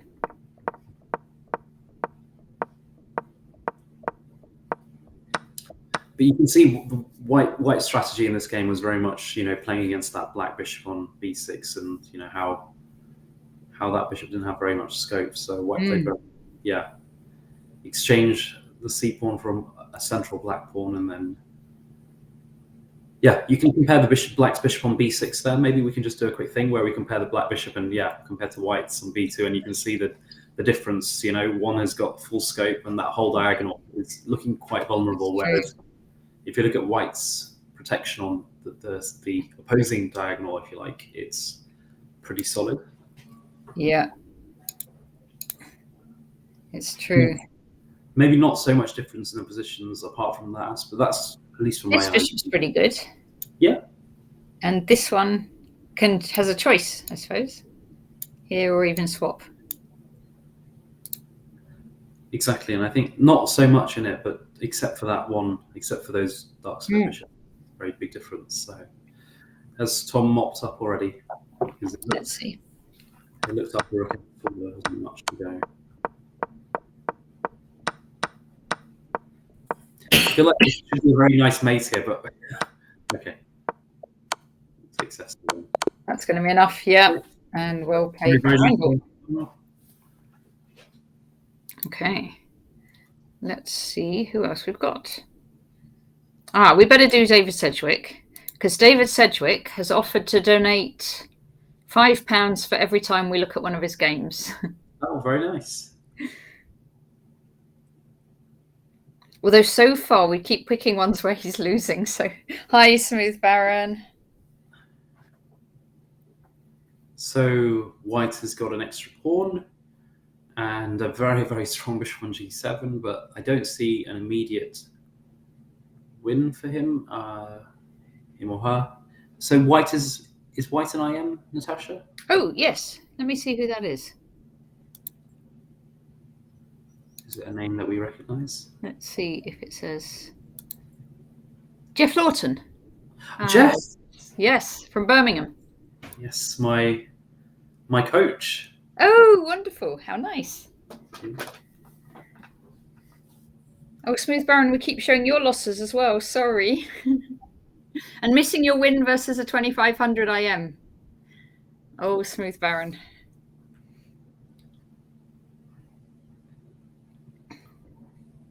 I think Jeff's going to win on time in this one. Yeah. I actually wonder if David's disconnected. I think maybe not. I mean, I can see why you'd say that, but I think maybe not. I think black doesn't have very many good moves here, though. Nothing much to do. Yeah, fair enough. Yeah, okay. Well done, Jeff Lawton. Unlucky David Sedgwick. All right. So, who else shall we see? Have we seen Keith yet? We better see some Keith, given he's leading the tournament. He deserves it completely, right? He deserves some airtime after that. Yeah. He has had a fair amount of airtime, to be fair.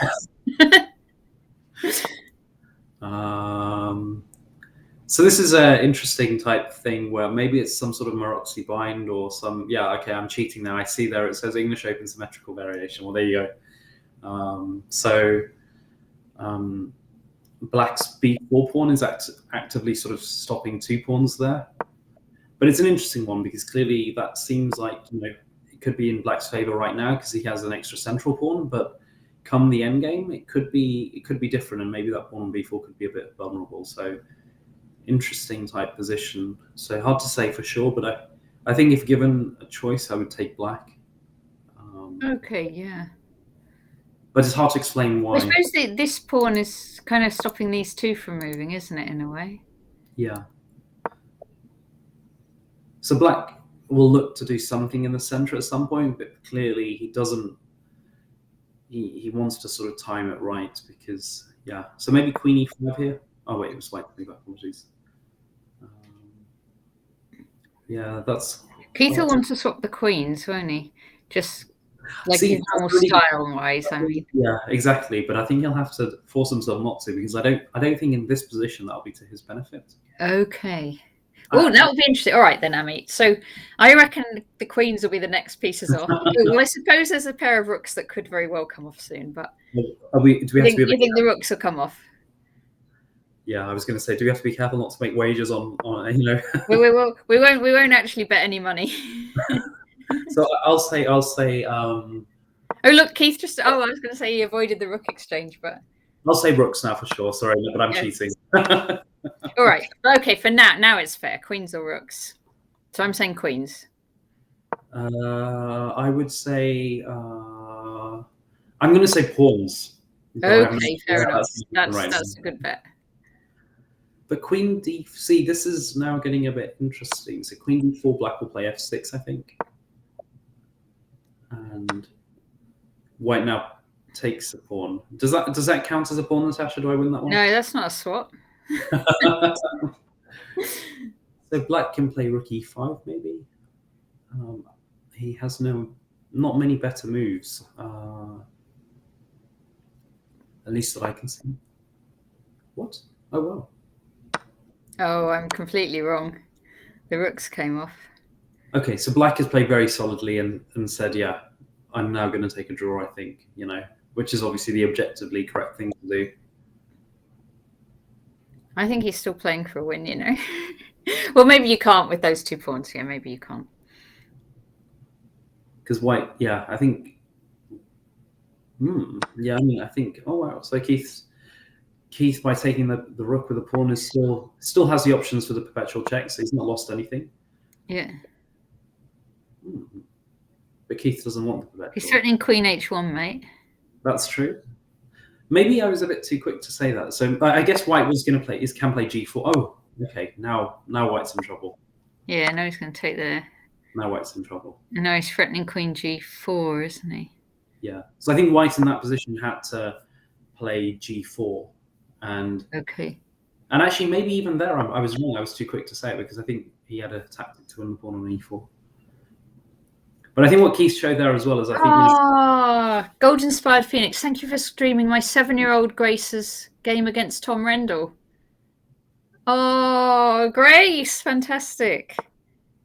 Maybe we can follow her again before the end of the stream. We will, Golden Spired Phoenix. We'll see her in a minute. Yeah. It's a tough one against Tom Rendell, of course. Yeah.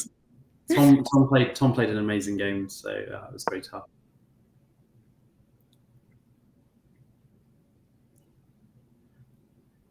So still, I'd say white is, clearly white's absolutely fine here, but, Keith is trying to find some tricks, and I think that's a bit of an annoying check. So white's now going to win another pawn. Black's going to win another pawn on a2, and of course can win on b3 if, white will not lose pawn on b3. All right, what do you reckon the result of this game then? I think black will win this. Black will win, I think. I'm not sure that's the objective correct evaluation, but I think it's one of those positions that even, it's still very difficult to just draw and with the time advantage as well. Because Keith's fully warmed up now after 20 hours of play. He's on autopilot, I think. Yeah. G7 and maybe G5 to come.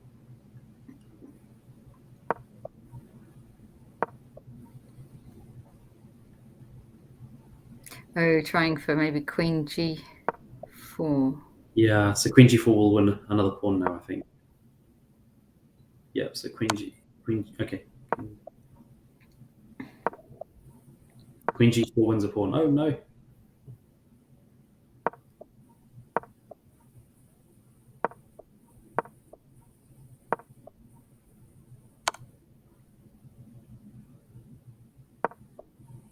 E5. No, he can't play E5. E5. If only that was legal. Yeah. I feel like black has some checkmate option here somehow, but yeah. Okay. King f7. Oh, you could bring the Bring queen. your king back. Bring your white king back, please. It looks very shaky on. Oh, I see. Yeah, like queen g4. There, it's in queen g4. Oh, yeah. It's a good point to meet. Oh, it's all over. It is all over now.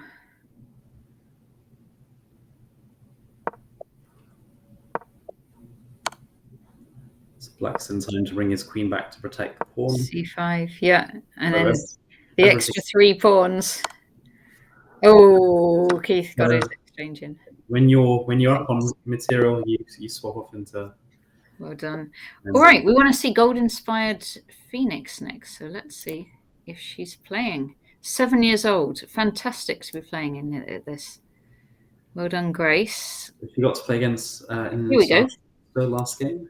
Here we go. Look, here's gold-inspired Phoenix. So she is playing white against Quental. King's Gambit accepted. Fantastic. Oh, really? I shouldn't be encouraging it, but I really like the King's Gambit. So Let's do it from the start.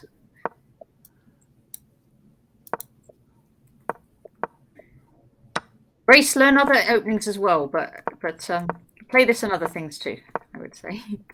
But this is lovely. This is a nice position.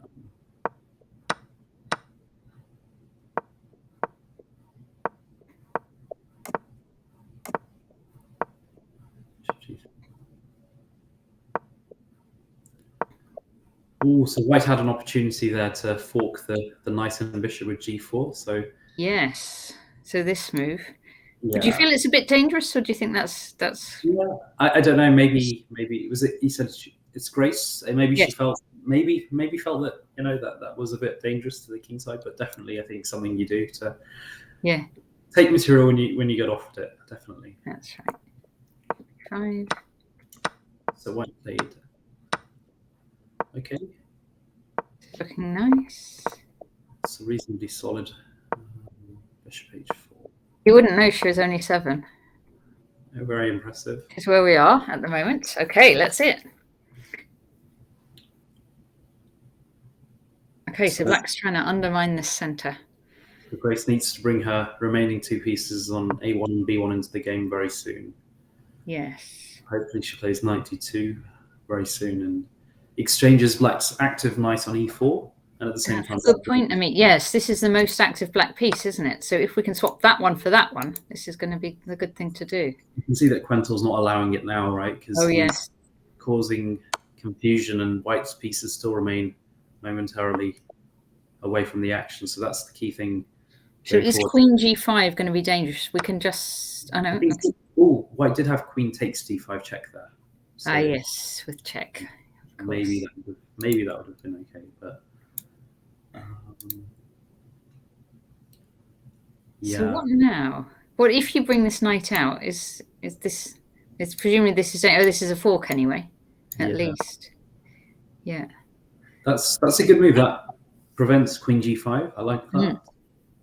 Yeah. No, that was probably the move. Yeah, almost an only move I would have said. So that's good that Grace played it.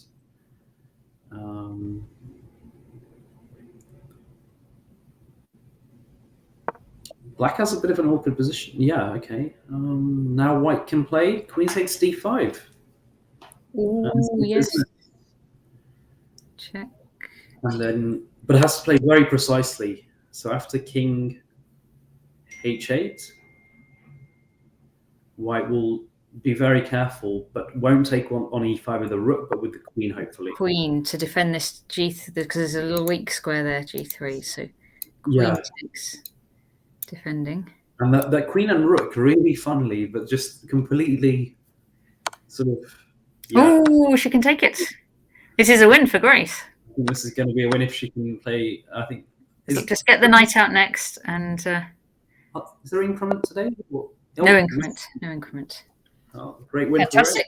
Well played. 7-year-old Grace. Fantastic game. Okay.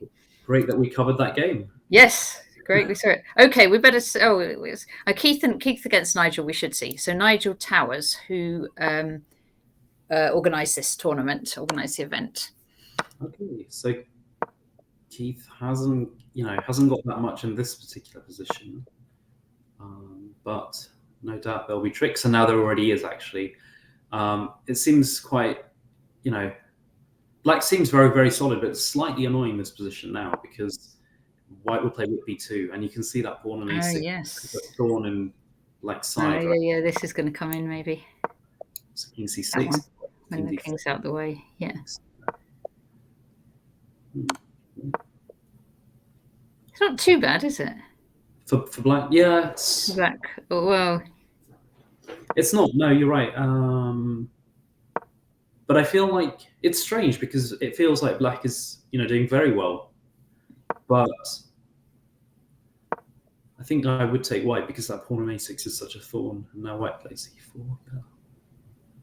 And White might even be winning now, actually. I don't know. But seems a bit uncomfortable for Black right now. Yeah. Practically very hard to play, I'd say. Yeah.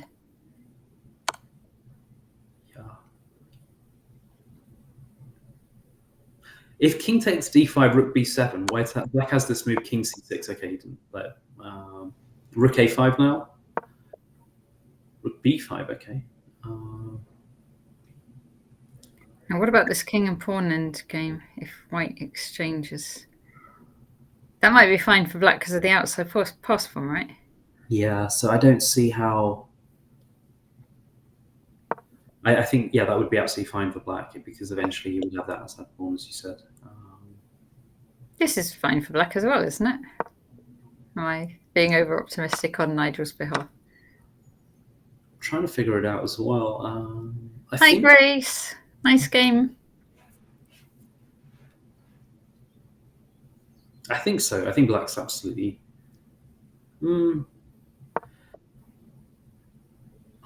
Yeah, I struggle with. I think with endings, you kind of need to spend a lot of time looking at them to know for sure. But yeah. White has now two connected pawns, which it just feels very uncomfortable for Black right now. Yeah.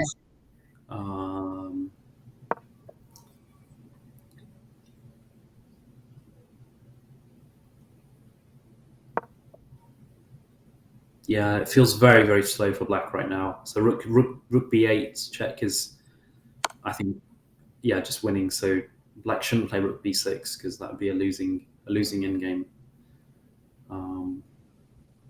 Yeah, because this king's still inside the square in case.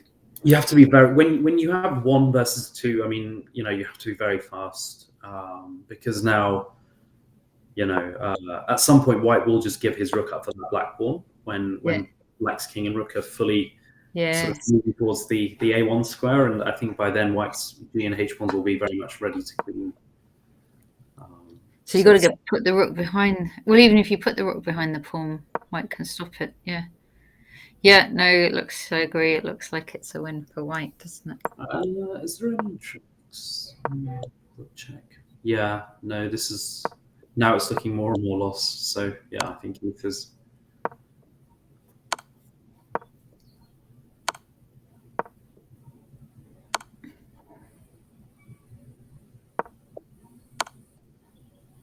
I always find it's very interesting how different players have different strengths, and so Keith and I have probably got a similar FIDE rating or whatever, but his knowledge of endings is just phenomenal, and it's all on autopilot. So he plays it incredibly fast. So even now here, I was starting to get a bit worried when Black had his king back, albeit Black's got no time left, but I think he may have already seen all this. Yeah. Okay. Well done, Keith. Let's see. Let us see. Oh, Golubov Arkle. Oh, okay. We should really see that. Yes. Yeah. I'm going to just do a little bit of emailing behind the scenes to make sure Malcolm has the right links. So if I'm quiet, that's why. No worries. So this is a very standard sort of Caro. I think one that Keith probably plays. I think White's definitely got something here. Because he has the bishop pair, so maybe a slight edge, but Black's pawn structure is very solid, and I know Keith's very comfortable with this sort of pawn structure.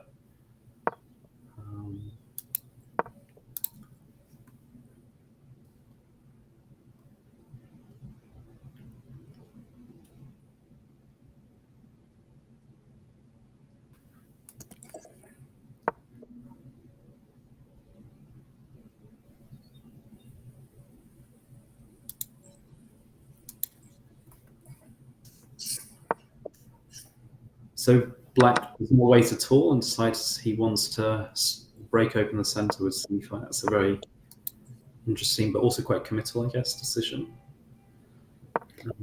And now white's bishops are quite nicely placed.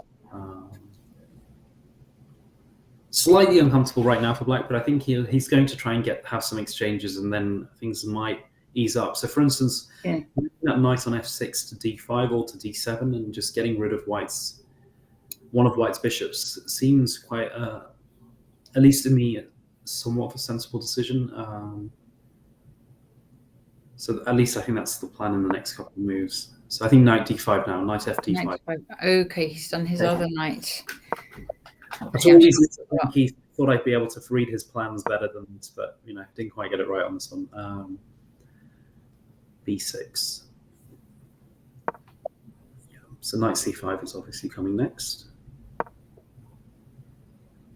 And white is going to play maybe queen c2 or queen a3. Okay. Knight d5, I expect now, or maybe he'll play. Keith will play. Knight d5, he has. You're absolutely right, Ameet. I feel better now. So you're on the same wavelength as Keith. Yeah, you can see how it's interesting, right? Because a few moves earlier, I would have said white was looking a bit dangerous with those bishops, but now it seems to become pretty neutralized, I'd say. So, but now black's slightly awkward there for a few moves here with the knight on d7, and white's taking advantage. So if black played knight takes b4, queen c3, or queen b2 would have won a piece. And so has white got a slight pull here?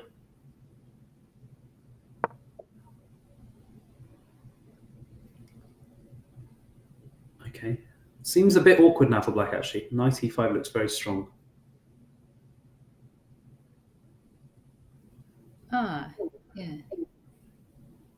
It turned for a few moves. I mean, black seems to have completely equalized it, and even more so. But I think white just got very aggressive, and now still very interesting. Knight f5, queen c3. I think white has to take advantage of that slightly awkward diagonal.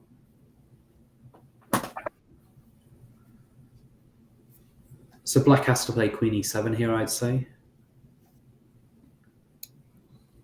Yeah, this pass pawn's quite nice to have that, isn't it? Yeah. See, it could be an advantage. It could be a disadvantage as well at some point in the future. Might be weak, do you think? Yeah, I didn't like that initially because I feel white has this long-term pressure now on that diagonal. I don't even, white almost could sack a piece here with knight e5 and say knight d7. I think black would take on a6 and play e5 afterwards. But you can see that the diagonal is very awkward. Yeah, I'm trying to draw a line on it. There we go. With this knight. There we go. Oh, yeah. Oh, yes. This is very awkward diagonals. This is going to exploit it already, isn't it?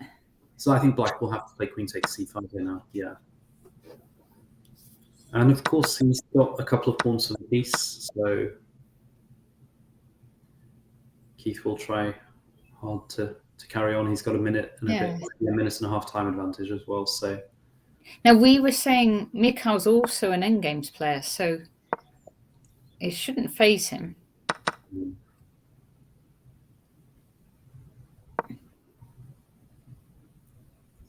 Okay, and Mikhail's swapping off pieces now.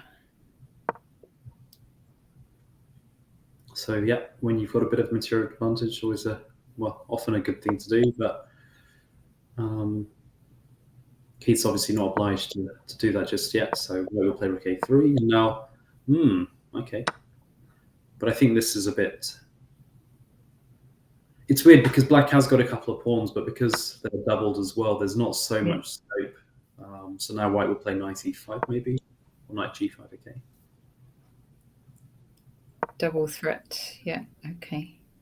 Now, would you take on h7 or just f7? Yes, of course. Yeah, I think black has to go for somehow activity here. So bringing your king in is one way.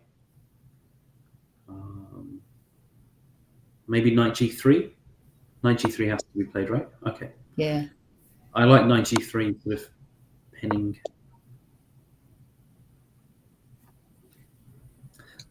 But Keith's move on h5 is, exactly. I think he's thinking the same thing. He wants to anchor. Yeah, so white stopped black anchoring a knight on g3 by playing h4 there. So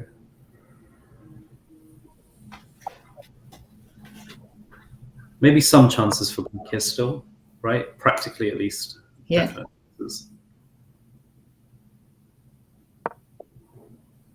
Okay.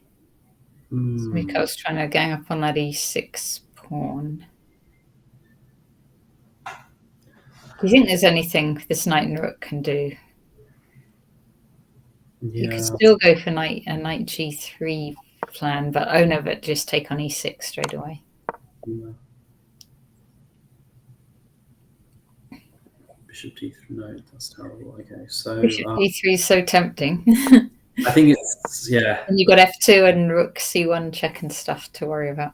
But now it's what's happening here. I mean, king g3 at the very least is absolutely fine for black, isn't it? Yeah. So Keith muddied the waters for sure, and did very well in what seemed to be a challenging position. So now he's got knight d2. Knight d2. Knight d2. Knight f3. Oh no, that's on freeze. So knight d2 has the virtue of both defending the pawn on f3 and attacking on f1. Yeah. So Knight f5, mate, says Danny. Oh gosh, I'm an idiot. Was there a mate in one? Yeah, that was literally a mate in one. Yeah. Thanks, Danny. Was that Danny Gomali? Danny Gomali. Thanks, Danny. Oh no! It's the rook. It's the rook. Oh, well played, guys. No, that was definitely an entertaining game. That was great. And lucky for us to have Danny around to, remind us of mates in one. Mate in one. And that has to be one of the best commentator misses today, right, Natasha? Or... Oh, I think we've done it. I think we have excelled. We achieved that, did we? The best mate in one, yeah. Right. What about Fly Zuber against Richard Bates? Let's see that, because Fly Zuber's he was right up there. He was like in second place last night. I think he's still. I'm going to just check the standings. 7th place now. So Tristan is in 6th. Rock Troll. Oh gosh, sure he is. Yes. Mark Ebden in 4th position. Yes.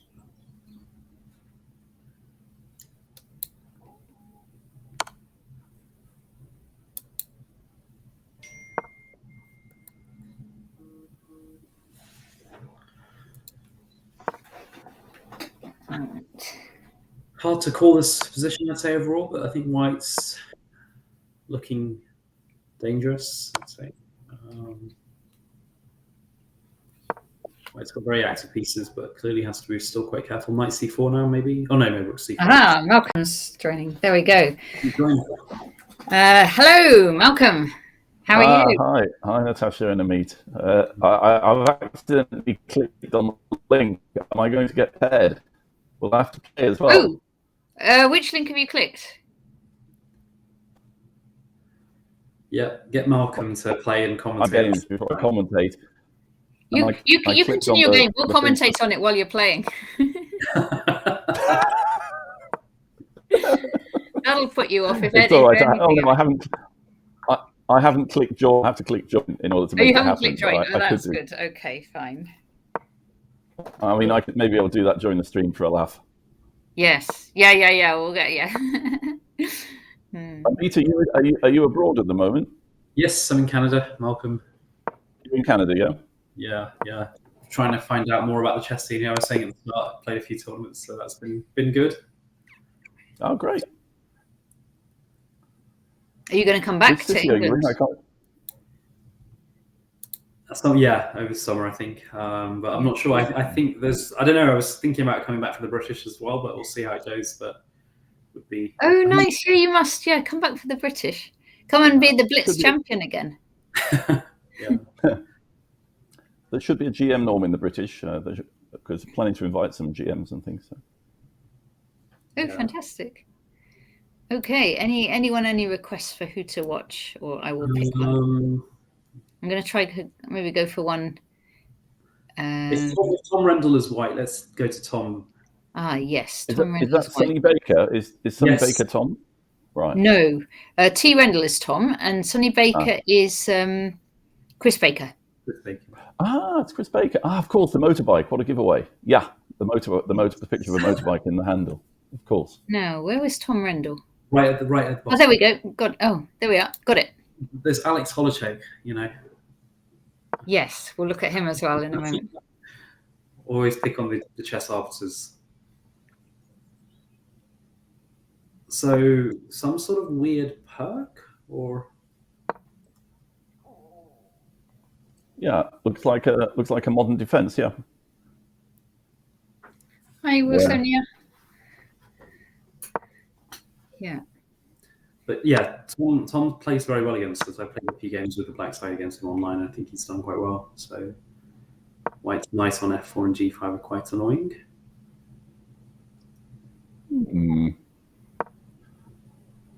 Black and castle. Oh, that's nasty.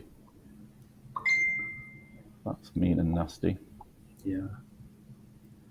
Does black have anything better than rook b8 right now? Oh, fine. Now you could go like knight.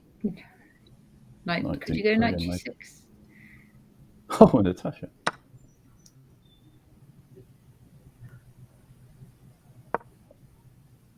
Yeah, you definitely could now because of c7 hanging. Oh, yes, you could. Knight g6 now is good, isn't it? I think I'll just go knight e6 straight in. But then black could possibly play king e6, king f7. Yeah, absolutely. And we just play on, right? We'll take a7 or something. I don't know. Black's also got a very handy extra pawn right now on b4 as well. And A1 is ready to jump in. So, yeah. Well, it's very I do like watching Tom with the white pieces. I think he's quite aggressive. He's very well prepared, isn't he, Tom? Yeah, definitely. There was some weird sacrifice lines in the Sicilian where it just looked like to me black was winning a pawn, and there was some very deep comments or deep sort of understanding why that wasn't the case. So,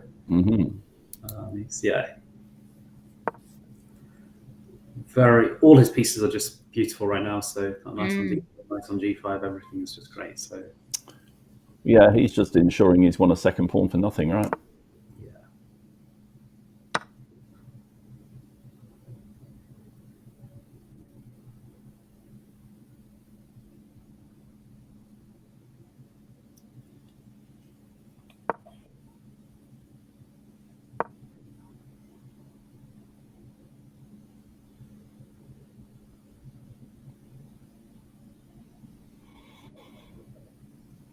What do you even do as black here? Like every move seems to make it worse.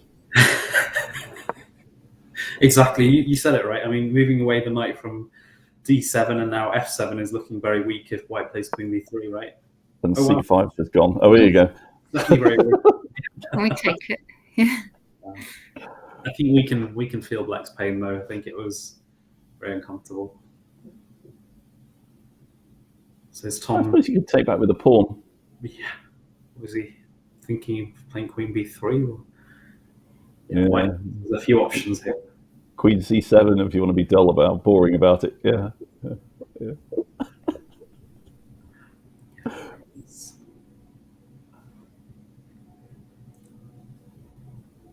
You up in Liverpool at the moment, Malcolm? No, I came down on the train. I got a day return. Nice. I went to watch the game and then I went around to a friend's house and then got back in the day because it was an early kickoff, 12:30, which is now presumably you just go e4 as a matter of principle, right? After the recapture. That's if there is going to be a recapture, of course. I'm wondering if there's going to be a recapture. Like a punt. Yeah. Exactly. I was trying to figure out whether white's going to play rook takes f7 and then bring the other rook into a7, but I think he's gone with the standard So you're saying e4 maybe something? Just go e. I mean, you just got to go e4 because there's nothing else to do.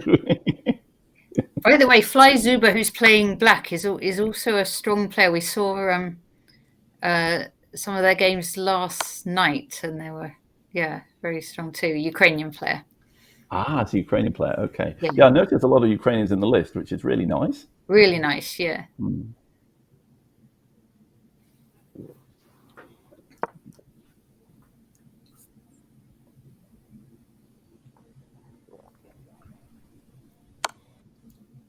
Could take with the pawn now. Yeah. That doesn't look good. Pawn takes, and then White's opened the F file as well for his rook. So that's not very sociable. Yeah. Oh, that's good stuff by White. That's over, isn't it? Yeah. Does look it. Have you managed a few games yet, Malcolm, or are you gonna today? No, I was thought maybe I'll just play one on principle. Hold on, let me try. So I've achieved two things today. I finished on 0 out of 1, and I also missed a mate on 1 in commentary. So yeah, those. Oh, we did miss mate on 1, didn't we? We had to have Danny Gomali in the chat. I was just about to criticize Keith and say how he'd missed this move, which was going to win a piece, and then Danny apparently said, "Oh, we've got nice F5 checkmate." Well, I'll see if I can surpass you and miss a mate and none. As in, I won't even notice Mate's on the board and we don't spot it, Malcolm. That's what we're aiming for. Okay, I'm playing a game.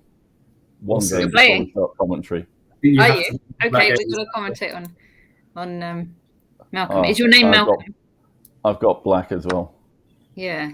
Are you Malcolm Pein, or have you got a... I am as the chap who used to sell white goods down the road from us, a man who trades under his own name, yes. Okay. Oh, there we go. Let's see it. Okay. It's the Schmidt. What's the rules? Are we allowed to commentate, Natasha? Yeah, we are. We won't help. We'll be... We'll just make silly comments. On the contrary, yes. We'll put you off. Or we actually, I'll tell you how to put you off. We can just say what an awesome positional player you are and how every move is like poetry. I think that'll... Before everything descends into complete hackery. Yeah. White, bishop takes f6, so black has the dark square. Well, beautiful moves by black. Just trying to kill me. Yeah. Okay. I don't believe this. Is this really a Benoni Indian defense? I don't know, but okay. White hasn't played his pawn on c4. I thought that meant something. But... It's a Schmidt Benoni. Oh, it's usually see, all that says. I don't know the moves for that, but everyone says that's really dodgy. Yeah, the Schmidt Benoni was delivered a fatal blow in, I think it was 1978, in one of the when Korchnoi played it against Karpov, and Karpov duffed him up. Okay. I think I sense what's coming here. Okay. Hack attack. Yeah. I think it's extreme violence is on the cards. I'm going to check out who your opponent is. Aussie. This has an English flag. Andrew Hargreaves. Flag. Andrew Hargreaves, okay.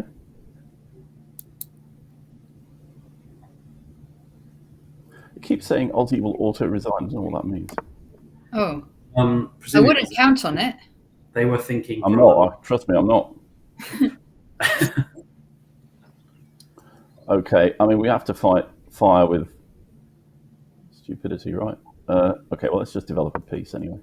Yeah. Oh, it's very, very sensible.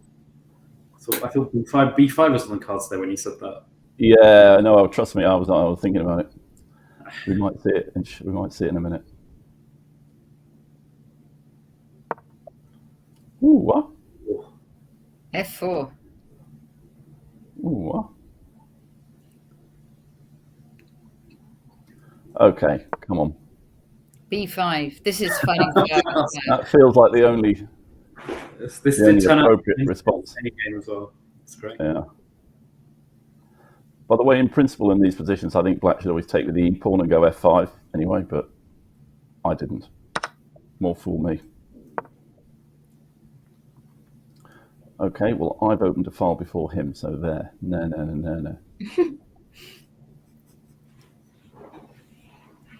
But you did give away a pawn to do it. A pawn? A mere trifle. Give me a pawn.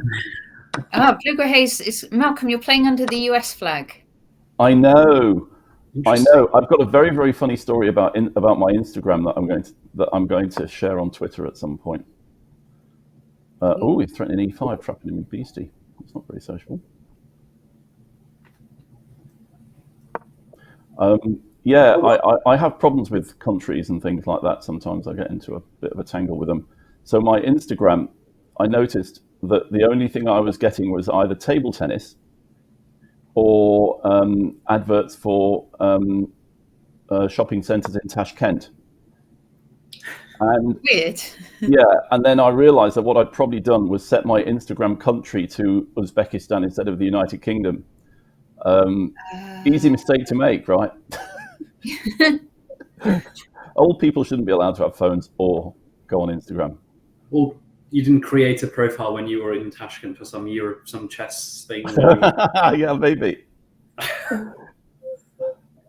Oh, I'm going to have to grovel. He's handled this very well. Kudos to him. He's, Yeah, no, I think White's playing this in a very interesting way. But it's weird because he played bishop takes f6 in the opening, which seems horrific, right, in some ways to give you the bishop. But then, yeah, he's handled it pretty well after that.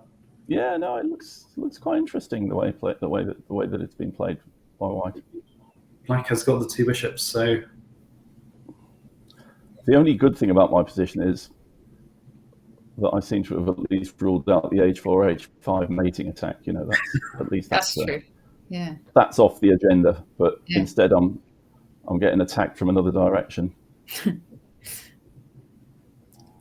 am I doing time-wise? Oh, I've got lots of time. Gosh, that's very unusual. You're ahead. You're well ahead. My son would never believe me if he saw this. He would assume there's a malfunction with the clock. Woo! E6. That's extremely violent. Wow. Very direct. Wow.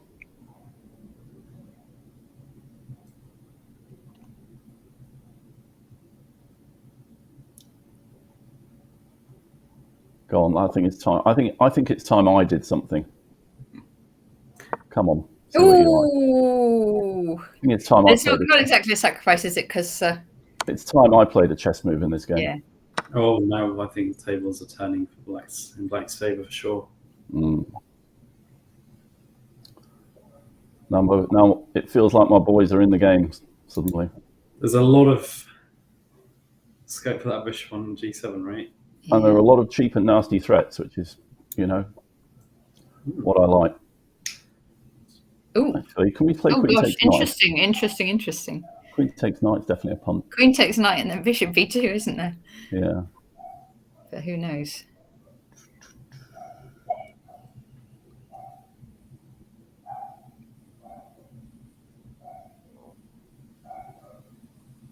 Okay. I think it actually transposes bizarrely.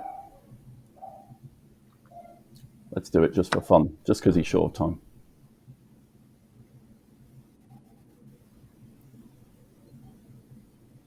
I think you should just whip your queen off. Without hesitation. Without hesitation, yeah. Or deviation. Yeah. So what's Malcolm seen here? No, I think I've got nothing better to do than... This could be a draw. Okay. I think Black's got quite a pleasant ending now. Yeah. Got the material back, and we'll have some. Yep.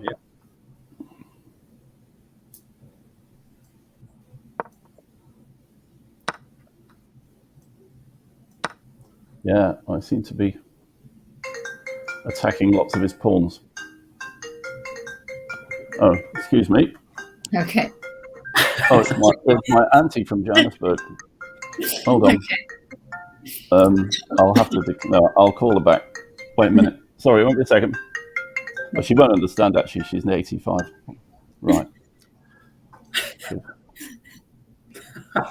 Okay, so now you're short and you're disqualified, says Southern Chris. Yeah, no, I didn't answer it. Oh no, my phone went off. Yeah. Oh yeah. My phone went off. Let's force to resign, is he? Oh, hackery. More hackery. Right, what I'll do is I'll just throw that in because I can. And then what I'll do, take something. I'll take the H pawn so that when he You've got a checks me pleasant again, choice of three. You've got 3 pawns there to take, right? So you've got a pleasant choice. You got I a know. choice. Yeah. But I don't want to allow knight h7 to g5 to h7 to g5. I want to have an option. So I'll whip that one off. So that when he checks me, I can go king f7, knight g5, king f6.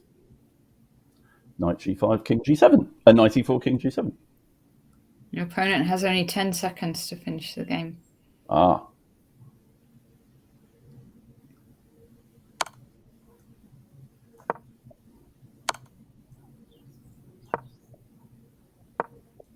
Oops. It's time to start eating.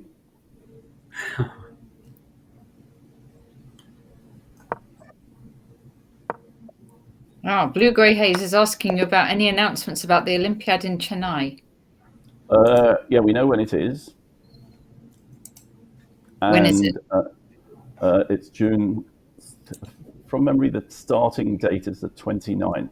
Okay. Can I suspend myself, by the way, because I don't want to get challenged? How do you suspend yourself? Is there a pause or anything? Or I think there's a next game button. If you don't click it, don't click it. Okay, fine, good, okay. Cheers, guys. That was traumatic enough. I'll let you carry on. But no, you off, Ameet. Yeah, thank you so much for commentating. Really nice to see you. Yeah, great to be. Thanks for including me. I had a great time. Thanks, guys. Thank you. Bye-bye. Okay. Right. So who are we looking at now? Just on Mikhail Golubov against Navigator. Right. So I was in touch with Mikhail a couple of days ago. Nice. Because we're trying to. I just wanted to tell him that there are lots of English players who've offered their houses to Ukrainians, and so it would be lovely to pair them up with chess players. Yeah, brilliant. So I've asked him to let us know if there are any that require help. Wonderful. Well, I hope we can get a good response there. That would be really wonderful. Right, Navigator is David Okiki. It's David Okiki. Now, David Okiki is a fantastic blitz player. He is so fast. I've played him many times and had lots of problems with him. Yes. He's up on the clock, I must say. Yeah. I mean, he's quite a strong player as well, about 200 or something. Yes. Right? Yeah. But it's just that combined with it being really super quick makes him a very hard opponent. Natasha, the issue I always have with these commentaries is that I can never, because the size of the font means I can't read the player names, unfortunately, on the screen. No, that's true. I'll read them out for you. Thank you. So is David white or black? Is white and Okiki's black. Right. Rook a6 is a clever move. Trying to remove white's pride and joy on e6. Oh! Well, that's spectacular if it works. Wait. So what's happening now? If we take... If you take, he's going to double on the 7th. Oh, double the rooks. I think you have to take and then just go bishop f8 or something. Yeah. Or bishop h8. Wow. Now that's fun. Oh, bishop already. That's a clever move as well. Declines the sacrifice. I suppose white just plows on with h5 then. It's the only consistent way to play. Tom Randall's suggesting if we took the bishop, then white would play e7. Really? I think that was the suggestion. Oh, but then d5 stopping queen e6, maybe rook d8. Yeah, maybe. Yeah, well, we'll see. We'll see whether he goes e7 now. We will see. Yeah. Oh. Doing it immediately. He's got to watch it. Pawn takes pawn and queen g4. Threatens mate. That's also threatens mate on h7. That also looks pretty serious. Right, g7, and that's that, isn't it? Takes. Oh, there's loads of queens. Yeah. No, it's gonna be all over in 2 minutes. Mate. Yeah. Nice work, Mikhail Golubov. Well, he is a grandmaster after all. The grandmaster. Okay, right. Who do you want to see, Malcolm? There's Okay, well, I'd really like to see young Atomrod if he's around. Atomrod. Let's see Atomrod. He is around. He's been going the whole time, I think. He's threatening to. Flying puffins at the moment. Let's see who. And guess what? He's winning an endgame. Always. I'm shocked, I tell you. Shocked. I tell you what, there's been so many, not just Keith, but there's been so many rook and pawn endings this tournament. I mean, not just Keith, but mainly Keith. Right. Yeah. Keith is black, I presume. Exactly. Yes. Yeah. He's trying to organise mate. And he's 2 minutes up on the clock. And he's going to put his king on G. So fast. He's going to put his king on G5 and go rook G2, mate, would be my assumption. Oh. Okay. That wins as well.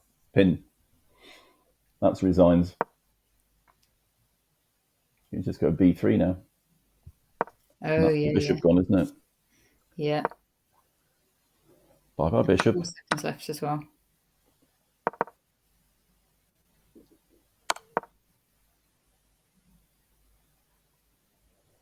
Yeah, we were just saying earlier, what a wonderful tournament this is for people to get a chance to play Grandmasters, especially right.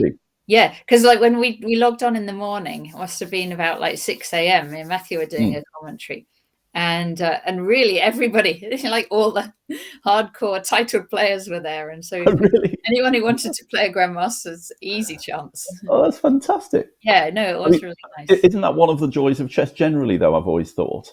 Yeah. You've absolutely no chance of playing someone in the top world 100 in tennis or 500 in tennis if you're a club tennis player. Yeah. The opportunity just doesn't arise, right? Yeah, yeah. But in chess, it arises all the time. Lance Master against Viktor Sklarov. And Lance Master's been in the chat before, and I think he's playing maybe not quite all 24 hours, but very close to it. Well, thank you, Lance Master, whoever you are. Yeah. And well, we clearly have the debris of a London system here. Okay. I would put at least half of my mortgage on the fact that White have played the London system. Yeah. Well, it's saying Indian game, East Indian London system. There we go. You're absolutely right. So, knight takes... What was the last move? Knight takes d5, probably? Or knight d5? Rook takes a4 by black. Oh, rook takes a4. Okay. So black is going to suffer a bit because b4 is going to happen at some point White's going to suffer. But hang on, White's also the exchange down, so he's completely lost. And well, he's 600 points lower, 500 points lower rated. Fair enough then. So when you've got two rooks against one rook in these kinds of positions, you want to swap one rook. A rook. Because then your opponent no longer has a rook. I know that sounds a bit odd, but that's how it works. You one versus none is better than two versus one somehow in chess in these kinds of structures. Yeah. Which is why White correctly played knight b3 to stop the swap. Now, if he goes c4, his b2 pawn will fall. If he doesn't go c4, his b2 pawn will fall. So White's playing it rather well. I think we can call this one. Yeah. I think this one's all over. Yep, knight b6. And now I was just thinking, you do want to swap rooks, don't you? 2 against 1, but bishops you don't. Because I guess the bishops cover the opposite colour squares as each other. So you want kind of different things that your other pieces can't do. Yeah. Sometimes.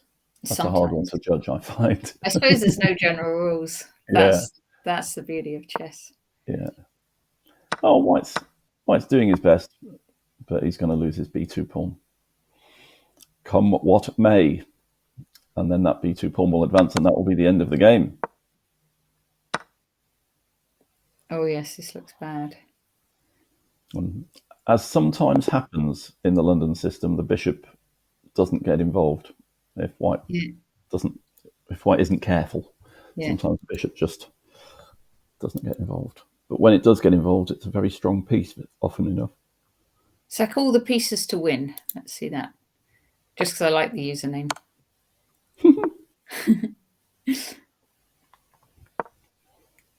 So white's a pawn up, opposite bishops. Well, it seems to me that another fast A pawn. Oh, rook d8, mate. Careful. Ooh. Attention. Well played, sir. Just in time. Yep. I mean, this is it. This is going to be Harry the H pawn against Arthur the A pawn. Yeah. Well, I don't know about King H1. Oh, I suppose it was. So it's Chris Baker playing black here. Right. Well, A5 looks like a move now. Let's get on with it. Yep. Absolutely. Oh, that's all right. We'll take that. There's no threat. In fact, that makes life worse for white because he doesn't have anything guarding the queenie square on A1. So that wasn't a good move at all. And worse than that, he's putting his king on H1. He should have put it on a black square on H2 so that the pawn doesn't queen with check. Oh, yeah. So these are all handy little hints when you're having a scenario, when you've got a race scenario like this. Oh, that's a good move. Now, A4 is a queen, but bishop C3. Actually, now the queen will come to B1. This is going to be very nasty. Oh, yes. No, you had to go king G1. Queen B1, king F1. Now, right. Yeah. Now queen B1 is forcing the pawn home, I believe. Because if bishop C3 after queen B1, he missed it. Either he missed it or I missed something. Queen B1 does. Just seems to win to me. And after bishop C3, you either queen or, gosh, Chris, come on. What are you I've completely messed it up. No dissent from the chat. Gosh, I wonder if white's even better now. Bishop on G7. Okay, now what would be? Ooh, that's unjustifiable. When the another pawn could have gone to E5 and E7. Well, I suppose E5 would be met by E5 to E6. Or, I don't know. Bishop guards that queening square. It's very risky opening up the king like that.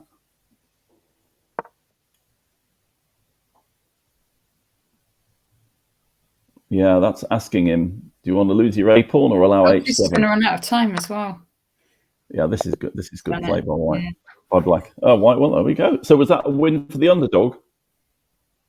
Yes. No, 21. They're similar. Very similar ratings. Right. Well, Chris is an IM though, yeah. Yes, but Chris is an IM. Yeah. Well done, white. Okay. Let us see. Oh, okay. So we could let's see Victor Sklarov against Timwall. Timwall's playing. Okay. He is. He's playing black in this game. French defense. Okay. Okay. The advanced variation is being met in a normal sort of way. Queen B6 is normally what's played now, or knight H6. Oh, there we have it. Now that move threatens B4, gaining space on the queen side. And you can either allow it or stop it. What will Tim do? Takes, queen b6, b4, knight f5 is one way to play. Or F6. Violence. Okay, that's pretty risky because playing f6 when bishop takes h6 is legal. Oh, yes. Always just a little bit risky. So white probably should just open up this game now and just take on f6, get his king castled.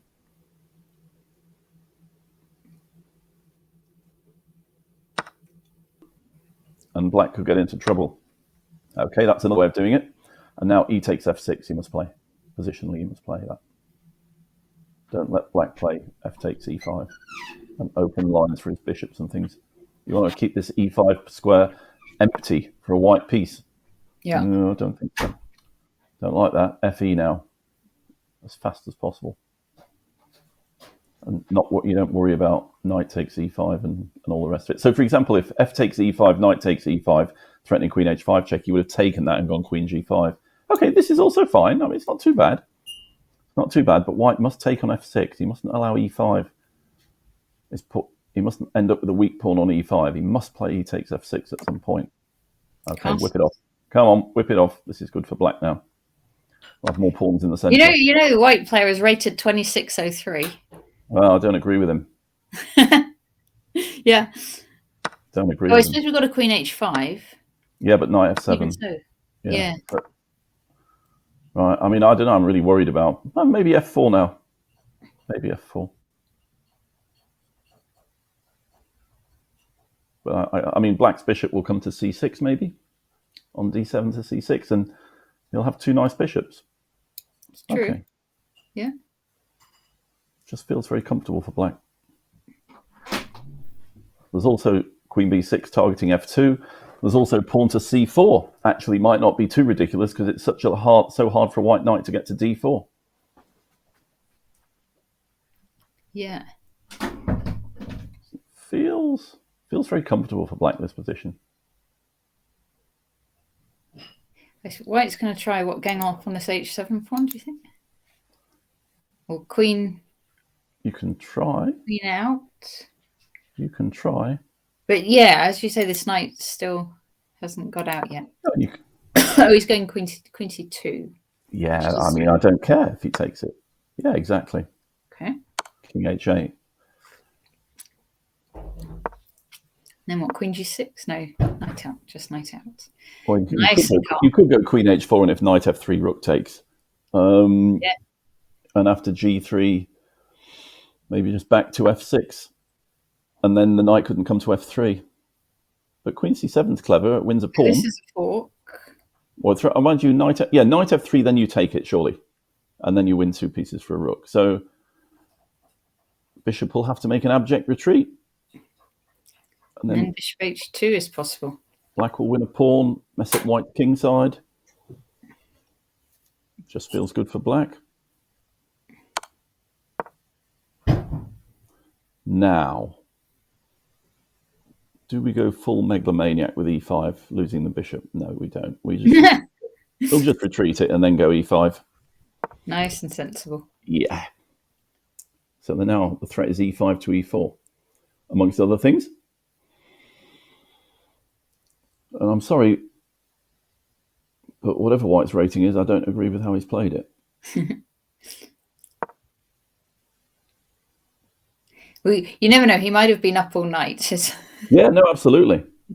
He might very well have been up all night. Now maybe the easiest thing to do is just to take on d2 and go queen g7, but it's keeping the two bishops and the threats. So black's only issue is that he hasn't completed his development yet. Oh yeah, just liked to have completed it. Yeah, he would have liked to have completed it by now. So white needs to strike. The problem is it's very difficult to strike when you can't move your knight anywhere.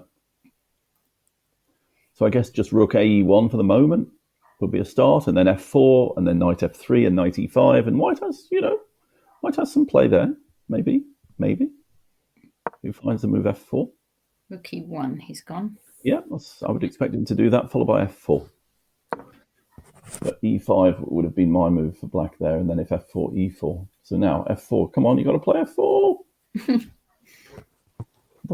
Otherwise, what are you going to do, actually?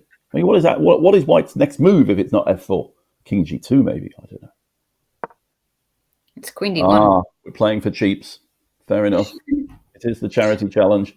Why not? Yeah. Right. So black should answer this move of a queen to the king side, but again, his queen over there as well at some point. All right, gets the rooks over. It's also good. Maybe pop one on g8 and evict the queen. Oh, he's going to try... He's evicting him another way. Okay. That also makes a lot of sense, this. Yeah, he's going to go for what, king g2 and put the rook on the h file. Yeah, maybe. But I'm going queen g5, which is a move I've been talking about. Yeah. Since about move 8 or something. Yeah. Now queen g5, bishop h5. f4, your move, finally. Yeah, finalement. Yeah, but... Okay. This is... Rook g8 now. I mean, black is fully mobilized. But knight f3 is still the game, you know. Oh, Tim's offered several draws. Tim is black, yeah? Yeah. He's offered several draws. Yes. And Victor keeps declining. Good for him.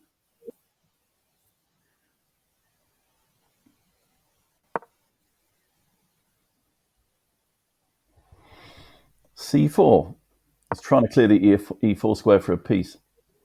I mean, if I was black now, I'd just be trying to play the ending. Oh, that's mean and nasty. Threatening my e5 move. Yep. Maybe. If e5 and e4 happens, that won't be pleasant.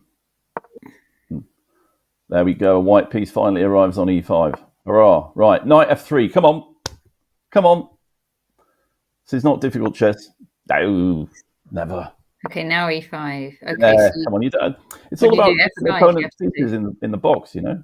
Look at this. He's letting him rip through now. G3 now he's sacking. Now he's sacking. Oh, I would have taken that with the queen. That would have been the end of that. But anyway, would have taken it with the queen. That would be the end of the game. But still, bishop b7 is not. This is a nasty pin, though. Not very nice. Oh, this is horrible. Yeah, there's probably a variety of ways to skin this particular pussycat. That actually wasn't one of them. Oh, yes, that's a surprising move. But only 7 seconds for Victor. And Tim's still running out of time. Minutes. Yeah, White's running out of time. Tim's got loads of time. Good, that'll do it. And c4 is going to go down. And White's lost a piece and various other things. So, boom. All right, we'll swap off. We don't mind that.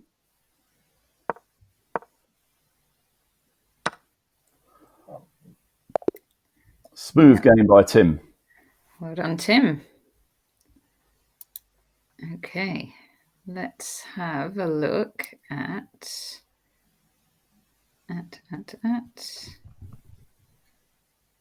let's see Liam Bellwood, because he's been in the chat a few times. Excellent. Against Jumush. Jumush is that Julian Shepley? I've got that.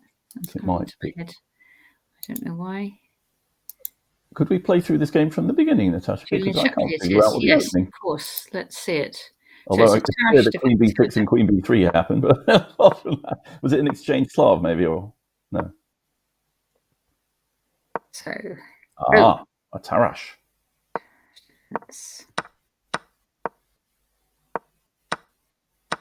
Right. And so Liam Bellwood's white, Julian Shepley's black. Oh, that's clever play. So White is playing positionally against the isolated pawn, and he's achieved a strategically favourable exchange of dark bishops. You always want to exchange your opponent's dark bishop in these IQP positions on d5, because that's his good one. Yeah. Whereas his bishop on c8 struggles a bit, as we've seen by Black's last move. Yeah, just depending. Okay, and this is where we are. Where do we want the white rooks? This is so... I always find this such a hard part of chess. Where do I want my rooks? Do I want A1 and C1, or C1 and D1, or... Very hard to know. I think I probably would double on the C file here, actually, if I was white, because you're not going to win the D5 pawn anytime soon. So I probably would have doubled on the C file. Now I think a pawn may fall. There we go. Ooh. A pawn gone. Oh, no. It's a misclick. Is there a take back? No, not in this case. Oh, I'm sorry, player with the black pieces. That was a bit grim. Yeah. Sorry about that. Okay. Let us see. Go on, you pick one, Malcolm. Let me go onto the right web page, because I can't read. That's too small. Well, we could, in the meantime, let's see Sklarov, because that's the big one. I always like to watch Richard Bates. Thank you, Julio. Thank you, Julio, for the raid. Hello. Hi, everyone. Hi. Julio was a superstar last year. I don't know if you remember, Malcolm. He streamed all 24 hours. Oh, fantastic. You must have been so tired by the end of it. I've been exhausted. Who is IM Baza or Voxal playing at the moment? Let me see. He's got a fire symbol next to him, I think, and has he won 11 games on a row or something? 43.5 out of 47. Oh, good grief. I think we definitely follow this bloke if he's playing. Right. I think he is a bloke. I don't see him actually. Actually, is by his name, is there a chessboard? Yeah, he's playing. He's playing flying chess at the moment. Let me find him. I am Oh Basil. yes, I see it. I see it. Okay, It's let's a rather nice positional game, this. Natasha, can we watch it? Oh, White's smoothly positionally winning this with a superior knight Oh, against. this isn't. 1 minute. Can you? Sorry, do you know who he's playing? I just haven't found it. Kestrel, he was playing. Ah, okay. Oh, there we are. Yeah, got it. But I missed. I will get there. Sorry. Wow, you hit some real chaos there, though. Actually, should we stay on this? It's Yes, why not? Yay. What are these knights and queens? Who's hanging all What on earth? Yeah. Who's producing this masterpiece? This is Minenko from Ukraine against John Mill from England. Oh, well, fantastic play by both. Oh, White seems to have lost 2 bits, though. At least 2 pieces for 4 pawns down. But he'll have a lot of black squares. Trouble is, Black will have a lot of open files. Yes. White's got stacks of pawns. I mean, that's one thing. You can always console yourself whenever you blunder a pawn. Usually you get an open file, right? Usually. There you go. See you next year, Julio. G5, come on. Yeah, it looks flash, but what does it actually do? There you go. I think a humbling retreat would be in order here. Come on, knight f6. Admit it. Knight f6. Oh, rook moves. No. And White can presumably castle. I guess that's castle king side. That would be a decent move. And then maybe play a move like a4. Ooh, I don't like that. I don't want to break up my pawn structure. It's such a beautiful pawn structure. Mm. He's aiming for the diamond. Tom Rendell had a diamond pawn structure. Yesterday. A diamond is one of the nicest things in chess. Yeah. I once was outplayed effortlessly and beautifully by the great Roman Ghasi. Okay. At a rapid tournament in Philadelphia in the 80s, and he managed to get a diamond on f2, e3, f4, and g3. And he stuck. No, it was worse than that. It was e3, d4, e5, and f4. That's right. And then he stuck a white squared bishop in the middle of it. It was like Sauron. It just controlled everything. But his pawns controlled the black squares, and his bishop controlled the white squares. And I just thought, I'm just being completely positionally outplayed by a superior player. I'll just sit back and enjoy the ride. And I was crushed like a rabbit. Oh dear. King f7. Okay, well, maybe, I don't know, let's punt d4. I mean, it's punting time now. We're lost. He's losing the h-pawn. The f-pawn will go as well. Might as well just go d4 and play on. That looks like a bit of a shot in the dark to me. Why can't he just take on h4? What exactly is the point of that move? I think maybe he thought... okay, sneaky. He wants to play a5 and undermine the knight. But, rook h1 was very strong there. That would have been mate on the back rank. I mean, it'd have forced a retreat or rook e1. Oh, right now, rook h1 is really a strong move. Bang. That's mate. Oh, nice game. No, it's not mate. I'm wrong. Good defense. I didn't see that. But the overall assessment is unchanged, I think. He'll lose the f-pawn. Oh, yeah. Black's ganging up on it. E2.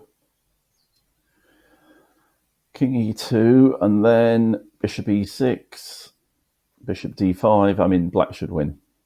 Bishop on d5 will be a huge piece. It'll control the queening square of white's a-pawn. Okay.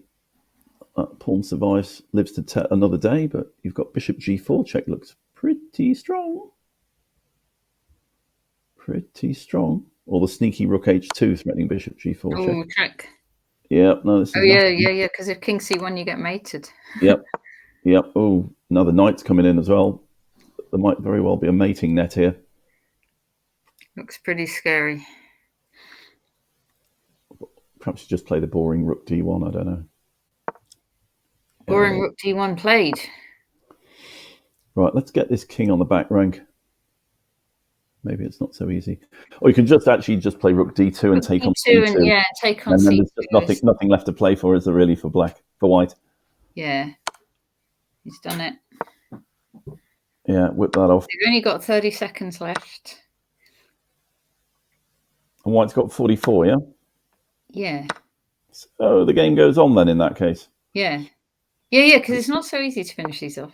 Yeah, it's not easy at all. But if you get the king, so what Black needs to do is get that bishop on the long diagonal, and that will ensure that nothing terrible can happen. And then, so stage one is to probably just take the d pawn, get the king back. Stage two, put the bishop on f3. Stage three, take the f4 pawn, and then He's going for mate. Yeah. You can also try and just mate him with rook, bishop, and knight, of course. So rook d2. Oh, he's done it. He's done it. I didn't see that mating one either, man. Yeah, no, there you go.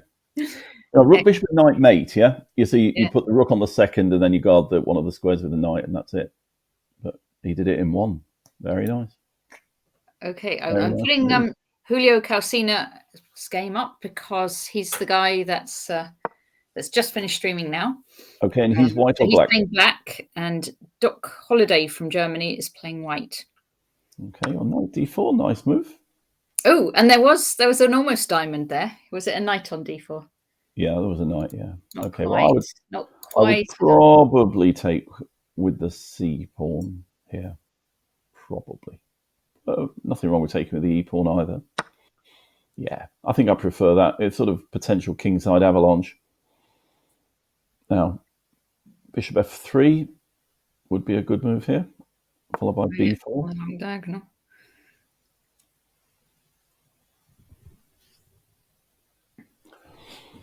Yeah, no, White's got some counterplay. He might have less space and black might have two bishops, but the dark one's not very clever. Pointing into that pawn it is. Yeah, so bishop d8 was definitely a possibility there. Now White should go bishop f3, take on e6, and he's actually not got a bad position at all. I mean, White's bishop will be the superior piece, and he'll be better here. No, I think knight to e4 is very enticing, but what are you going to do after f5 at some moment? You're going to get a kicking. Is he trying for a knight d6 and a fork? All that does is improve black's pawn. It doesn't really work, though. Yeah. It doesn't work because the queen's not defended either. So. Oh, so you could a bit of trickery with queen c7. You mean? Yeah, that's nice. Yeah. Yeah. He's trying to set him up for knight e6, bishop f3 to d5. Cheeky. Oh, knight takes e6. It's come right. on. It's worked. And bishop it has. Well, we say it's worked. It's not worked until he's shown us he's seen it. But it's true. Yeah. It's a good point. He can't hear us, can he? I don't think so. Oh, good. Okay. Depends if he's watching the stream. Bishop f3 is just all over. Bishop f3 played. Okay. Right, bishop. No, it's gone. Oh, clever. Oh, no, look. Clever. I missed that completely. But what was wrong with bishop b7 then and takes on a6? Yeah. Oh, I completely missed that. That's nice. Well, I should probably take it because it'll be a very weak pawn. He'll get it to c6, perhaps. h4's hanging as well. Bishop takes h4. Might as well. Can't see the downside. Yeah, Julio's done it. Right, next. I don't know. We should try and play for e4 maybe if I was black. So rook on e8 maybe.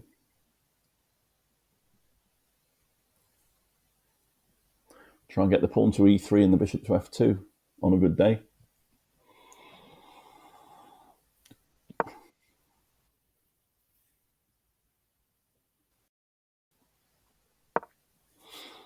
Okay, so black is prepared for this eventuality. He's blockaded the pawn, but now he should get his own boys moving if he can.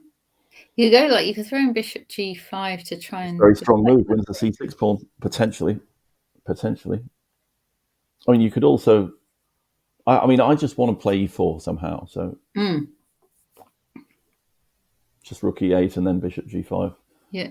And e4 would be very good, probably. There's also... Yeah, good move. Threatening e4. Done it. There's also the retreat bishop e7 at some moment. Even more tempting now. The queen's gone to c5. Yeah, so bishop e7, bishop d5, but it's just a lost rook and pawn ending. There you go, splat. E4, yeah. Splat, splat, splat. Okay, I think the only punt now is to take on e4 and play rook e1 and just play the queen against 2 rooks and bishop position. Okay, yeah, but doesn't that allow e3? Oh, okay, too late. Oh, e3 was bishop d5, okay. Oh, still not so clear. What's this? Yeah. This is not so clear. Black is still a pawn up, but e4 goes. White's only. I mean, White's bishop is better than There's Black's. a threat now. There's a threat of bishop h7. But what about and if rook e8, bishop rook e6, bishop d5? Ooh. Oh, White won on time. I didn't even notice that was in the position. Interesting, guys. So many tic tacs in that game. I managed to miss some. Amazing. Good. That was a random find, that game. Yeah. Okay. Can we find my friend then? Yes. Tell me again. His name was Bazar. Bazar. Yes. Bazar Woxel. Okay. Who just played a lovely positional crush, by the way. Okay, so Bazar's playing black against Bava, who is playing white. We've got to see the first few moves of this. Yes, okay. So how did this possibly come to pass? Is this a Trompovsky where white loses his bishop or something? No, f4, bishop f4. It's a London. Okay. Woo!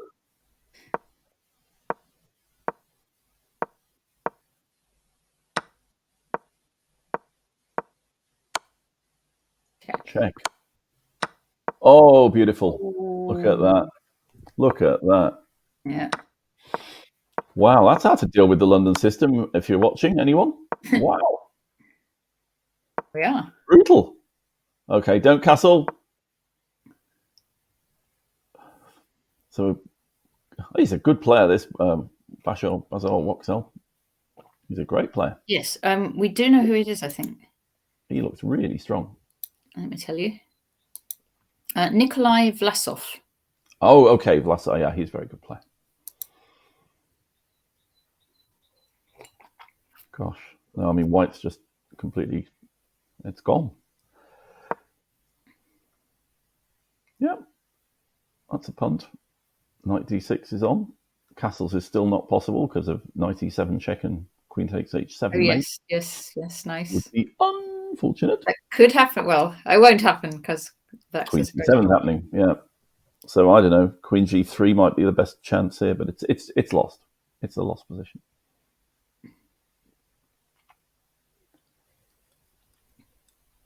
Don't think white's got any moves really that make any sense.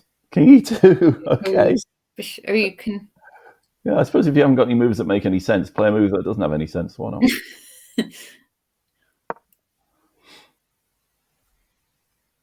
Queen e5 would be a bit bolshy now. Oh, he's just going to take the knight on f5, which is hanging. So he's happy to give up a piece for that. Yeah. And exchange the queens if necessary. I think white should probably resign, actually. Yeah. Okay. We will assume Bazar. Let's move on. We don't need to see the death throes of this one. Yeah. Okay. Let us see.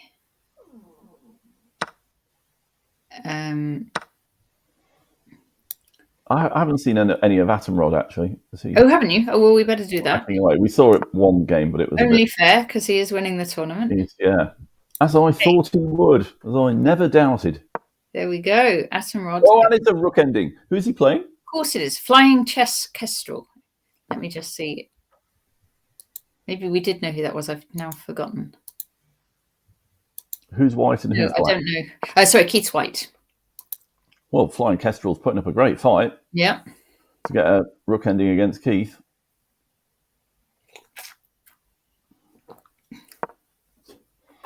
Okay. Maybe Keith's going to try and go e4 to e5. Yeah, he's trying to go f5. Don't fall for that, Kestrel. King f7, come on. King f7. Yeah, well done. Now, Keith's got a choice here. Yeah, okay. So you could go rook g2 just to annoy him. Or rook e2, maybe? Or just keep the checking distance. Yeah, good play, Kestrel. Just keep the checking distance. Excellent chess. That's all right. Check to the king. Check. Rook b5, king d6, Yep. rook d5, check. That's all right. Back. Or check again. Oh, no, check he allows... No, check again is also fine. Or back. Absolutely. Just ask him how he intends to make progress. Well done, Kestrel. Oh, right. Yes. Okay. Yep, there we are. He forced him into plan B. Right. Ooh, am I sure about that? Yeah, careful. Okay. Rook takes g4, rook takes a2, and then white's got a definite initiative there, threatening rook a7. No, this is Keith.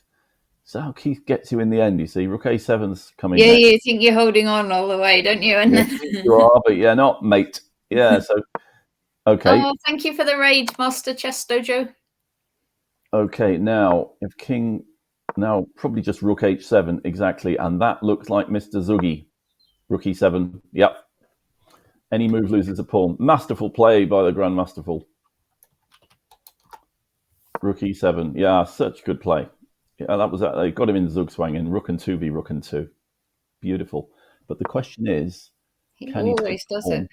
I presume he can, because No, the pawn's not queening, is it? Well, it'll queen, but we're hitting f7 with check is the point. Yes. Yep. There you go. Queen. Oh, queen, and then we check, and Yep. then we queen. Yeah. Otherwise, if we didn't go king e7, he'd have gone king f8 and we resign. So. Yeah.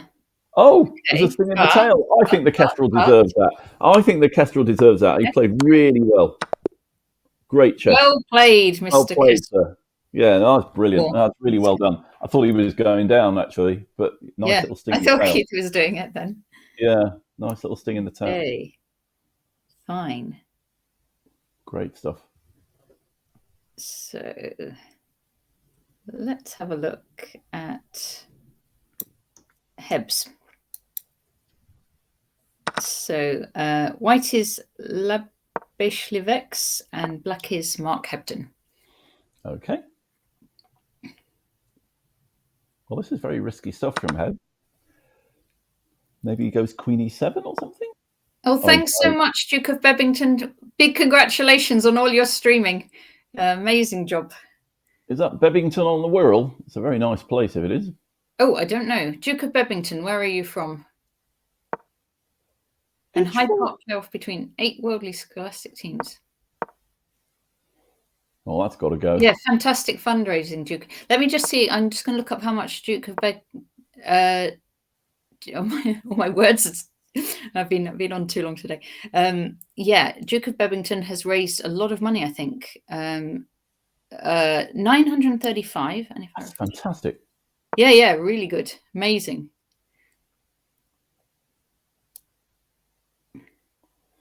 Duke, if you're still short and you haven't got to the 1,000 by the end, just contact me and I'll do the honors. That's nice, Malcolm. I'll do the honours. Bebington on Wirral, yes. Do you know the area then, Malcolm? I'm from Liverpool, aren't I? Yeah, okay. So Duke's been streaming. I raided him at 1 a.m. and he was still going strong. Wow. Oh, Hebden's being very smooth here.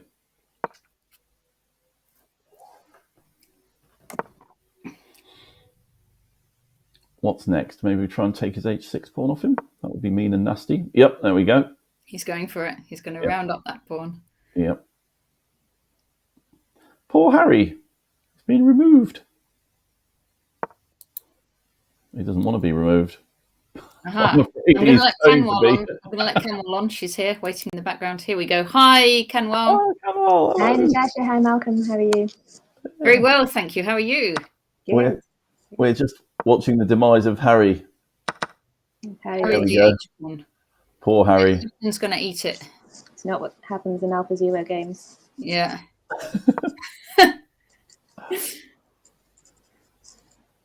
Well, we could go rook d3 if you wanted to be mean. Oh, there we go. Oh, yes. Follow Duke of Bebington and follow Master Chess Dojo as well. Gosh, Hebden at his imperious best. F5, nil 1. There you go.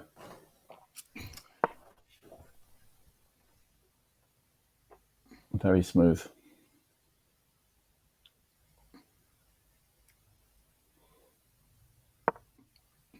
Yeah. Take the open file. Or not bother, just take his H-pawn.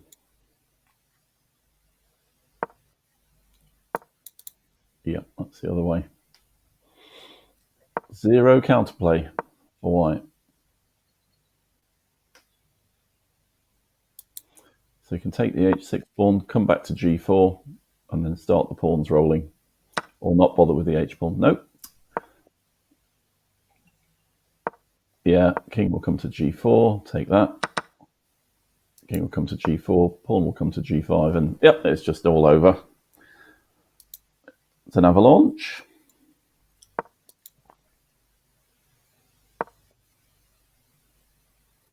Ah, you know Malcolm. Malcolm, do you know who Master Chess Dojo is? Oh, we've talked about him before. I do know him. Who is he? He knows you. I don't know, though.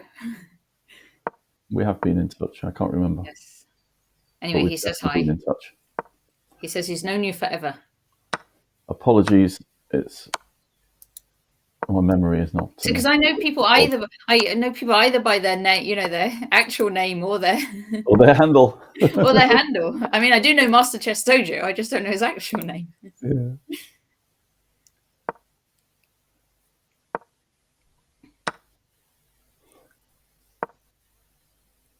John MacArthur.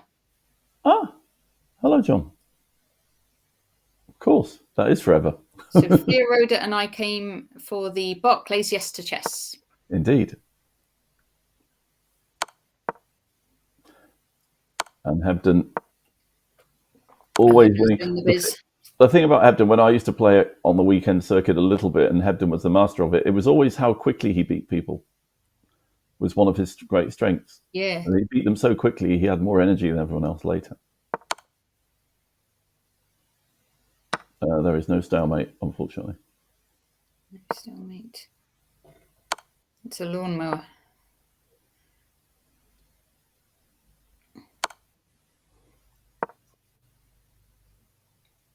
Mate in 1. Well, that feels like a good time to hand over to Kanwal. Okay. Marvellous. Thank you so much. Now, well, that was fun. Okay, thank you. Yeah, thanks very much. I'll go and play one more game before I phone my auntie back in Janice. Okay, me and Kanwal are going to commentate on your game until Peter and John Speelman, Peter Wells and John Speelman arrive on the street. Yeah, I don't want them commentating. Which is hopefully soon. I'm not going to leave Kanwal. All right, bye for now. Okay. Thank you. Thanks a lot, Malcolm. Bye. See you. Okay. So right, Kanwal, should we check out Malcolm? Yes. Should we do a little bit of housekeeping to begin yes. with? Yes, let's get you sharing your screen. Okay. Yeah, okay. So I'm going to just unshare mine. And the share button's right at the bottom of the screen, by the way. Mm-hmm. You can hopefully find it. How have you been today? I've been good. I've been watching the analysis and watching the commentary. It's been a lot of fun. Okay, this looks good. Yes, it's all working. All right. Brilliant. Okay, so I guess we should do a little bit of a roundup of where we are. And I'm going to check my emails just in case anyone's having problems with links or anything like that. Yeah, sure. So Keith in the lead. I think he's going to be quite difficult to catch. But second place. There's no catching Keith, I'm sure. I don't think that's mathematically possible. Second place still up for grabs, and I believe that's Chris Baker and Mark Hebden competing for that spot. Hello, Peter. Hi, Natasha. How are you doing? I'm good. Hi, Kanwal's here too. Hi, Kanwal. Good to see you. Oh, we're not on air yet, are we? Yeah, you are. Yeah. Oh, we are. Okay. Yeah, we're completely live already. Excellent. I better wake up then. Fine. I'm going to head into the background already. Oh, here's John. No, I won't. I'll let him in. Hello, people. Hello, John. Hi. How are we doing? We're all good. We're live on air. We're good, and we're live on air, John. Yes. Oh, amazing. That's amazing. Okay, we're heading into the last hour here, so take it away, you guys. And first, can I recommend that people look at ChessBase? And my article has just gone up, and there is a superb picture of me with a very, very silly hat on. That sounds like lots of fun, John. Well, I've just called my son to tell him. I think Kanwal's going to look for it in the background and share her screen and show a silly hat at some point. Yeah. Oh, I'm going to do a sound. Maybe you can do it. I'm going to do a what am I going to do? I'm going to do a cheer. Kanwal And then should an air go horn. like that. In horror. I've just looked at Keith's score, and when I was last watching, he just hit his 655. That was his sort of target to beat. Effing F. And I see that he's done that with some style. So is Keith leading by many much points? He is leading by many much points, and he's about to lose by the look of it. Is that right? Really? What's happening with the game position on the board there? Did Keith resign that position? Well, I mean, knight b5 and c7 does seem to leave you a piece up, doesn't it? It does indeed. Yeah, it's just. Mm. Yes. Yeah. Okay. That's probably that. So what's his longest winning streak? Anybody know? I don't know. Could be hours. But do we know if Keith has basically played the entire 24 hours? Well, look, I've been watching all of it except for 4 hours or 4 or 5 hours of sleep, and he's been on the entire time I've been there, and I think he's done all 24. Well, he's done about 1,380 minutes, hasn't he? I mean, we've got 60 minutes to go. So 1,380 minutes and 655 points. And what are they playing? 3-0 or something? 5 minutes each. 5 minutes. So he's been winning most of his games in a minute, hasn't he? Yeah. Not in a minute, no. But he's been winning most of his games. We can see how many he's won. Well, he's averaging 2 minutes a game, isn't he? If he's got 655 points, assuming he's won almost every one. I think you can sometimes get more than a point per game, though. Has he been berserking? No, but I think if you get a streak, you still get more. Oh, right. Maybe it's 2 for a win anyway. Maybe it's 2 for a win. That sounds more plausible. Makes more sense. Because I can't believe he's played 650 games. No, we can see how many. Wait a minute. I'm going to tell you how many games he's played. Yeah, if I look at standings and then hover, he's played 238 games. Oh, that's more. He's won 207 of them. Oh, my God. Which is jolly good. I mean, I played 41 yesterday, and I thought I was completely mad. But, Did you? Were you playing John? I didn't see. No, I wasn't playing on here. No, I was. Right, yeah. I was just playing on Lee Chess, and I started, and I thought I'd play half a dozen games, and then, of course, 3 hours and 17 minutes later. So is that Chris Baker in second place? Yes, that is Chris Baker, who has played. Who's also been no slouch by the look of it. So he's doing 130 games. So unfortunately, Keith is not 196 games. Sorry. Oh wow. He's not going to be able to lap him, is he? He's not going to be able to get twice his score, really. No, that's all right, guys. I'm going to leave you to it. I'll be back at just before 5. Okay. Thank you, Natasha. Okay, Thank you. So just a recap of where we are. Keith obviously in the lead, and no one's going to be able to catch him. But we also have another thing to look at, which is obviously this is being put on to raise money for Ukraine, and our next highest score is we're now almost at 15,000 raised for the Red Cross in Ukraine. So we're at 14,858. So let's see if we can push that over 15,000 in this hour. And there are some incentives to donate in this hour. I know it's been going on for a while, but if you haven't donated yet, you can still donate. And we have a prize for the person who donates the highest within the hour. Chessboxing Nation, who organise chessboxing shows in London, are supplying 2 tickets to their show next May. So the person who donates the most gets those tickets. Those tickets are worth £65. So get your donations in if you want them to go and see the show next month. Sounds good. It does. So we can get into some games. Do you have anyone in particular you want to look at?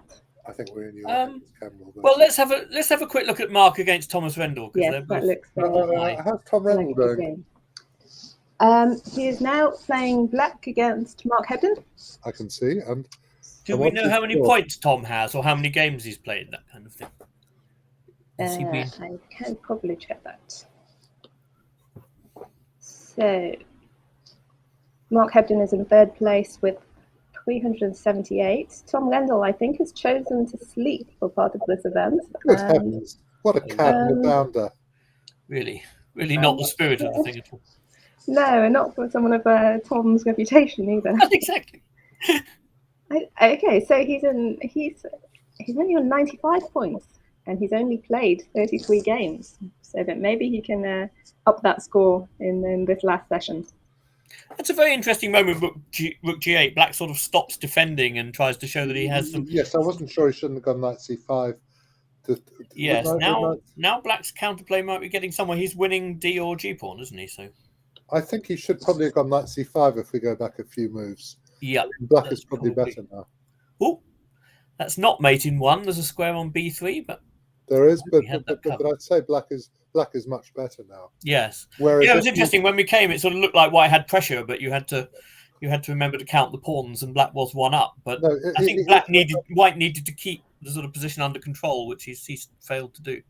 Can you go back a few moves, Kanwal, and where he played? Oh, I think that's I think we can keep watching the live game until it's over. Yeah. Okay. Though I think it's going to end in one way. Oh, it's going to end in one way in about 3 seconds, isn't it? Yes, exactly. And White simply plays king f4 followed by rook h3. That pawn. And unless White is very rude, then White will resign because he is playing. I mean, he may carry on, of course. You never know. It is online. Well, the thing is, there is no increment, yeah. So this makes the ends of the games a bit more crazy sometimes. But he's got. He's got 27 seconds and a queen that should be. And a bishop, if I might say so as well. I understand. He does have a bishop. But Mark is also playing for second place, so maybe he wants. I don't know if he wants to end the game quickly so he can play more games in the last hour. But maybe he's just trying to hang on. It would appear not. No. Is he going to play e5 and give his queen up and laugh at him? Yeah. I feel Tom can do this in 18 seconds. Yeah, no, I think that's it. Yeah, I think Tom plays enough blitz to be able to. I think he can do it in 7 or 8 seconds. Yeah, I'm old and slow nowadays. Still going on. Afraid. Ooh, yes. Hello, that's a good one. That's a good move. Okay. So if we go back to the position where your man played rook takes c6.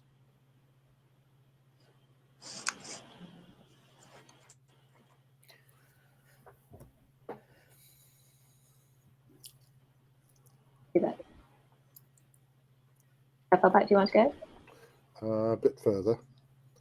Yeah. I want to play. No, I want to play knight c5 in that position. Yeah. In this position. This position, I want to play knight c5. Yeah, that stops g5, doesn't it? Because of checks on d7, e5, and f7 if black is silly enough. So. Well, the thing is, if g5, pawn takes pawn, rook takes pawn, knight d7. Knight d7 check, and the rook is. Well, you don't actually win the rook, but you do play knight d7 check, king g6, knight e5 check. Exactly. It has to go back to f6. Then you play rook takes c6. Yeah. And you're sort of threatening mate in 2 moves. Rook 2, almost threatening mate in 2 moves. Yeah. Rook up and the rook f7. So you are going to end up with the advantage. Yeah. The strongest possible terms. So black what should black do here? Actually play. Hard to see. I don't know. King e7 maybe. Yeah, but black is much worse at this point. This is obviously the move to keep control. Yeah, yes, exactly. I think sometimes it's quite when you're sort of hitting something and you expect your opponent to defend it and then they don't. Yeah, but you play a timeout not to then take it. Sort of. No, but you should play rook b3 in this position. Yeah, that's also what causes quite a big accident. Yeah. No, indeed. Yeah, that's a big moment for sure.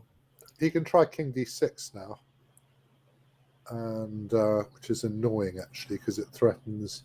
Play e5 check. But there's king takes f5, John. What? After e5 check, there's king takes f5. Oh, yeah. Sorry. You are correct. I'm being very stupid. I've been blundering all. So this looks quite unpleasant for black too. I mean, well, e5 check, king takes bishop is going to be checkmate very soon, isn't it? Because you're going to go. Yeah. Pawn takes pawn. Actually, there's going to be an e5 punct. It's not quite clear. Check. But you are a knight up. Yeah. It's clearly not what black wants, though. That's no. Oh, Chessboxing Nation, thank you for your donation.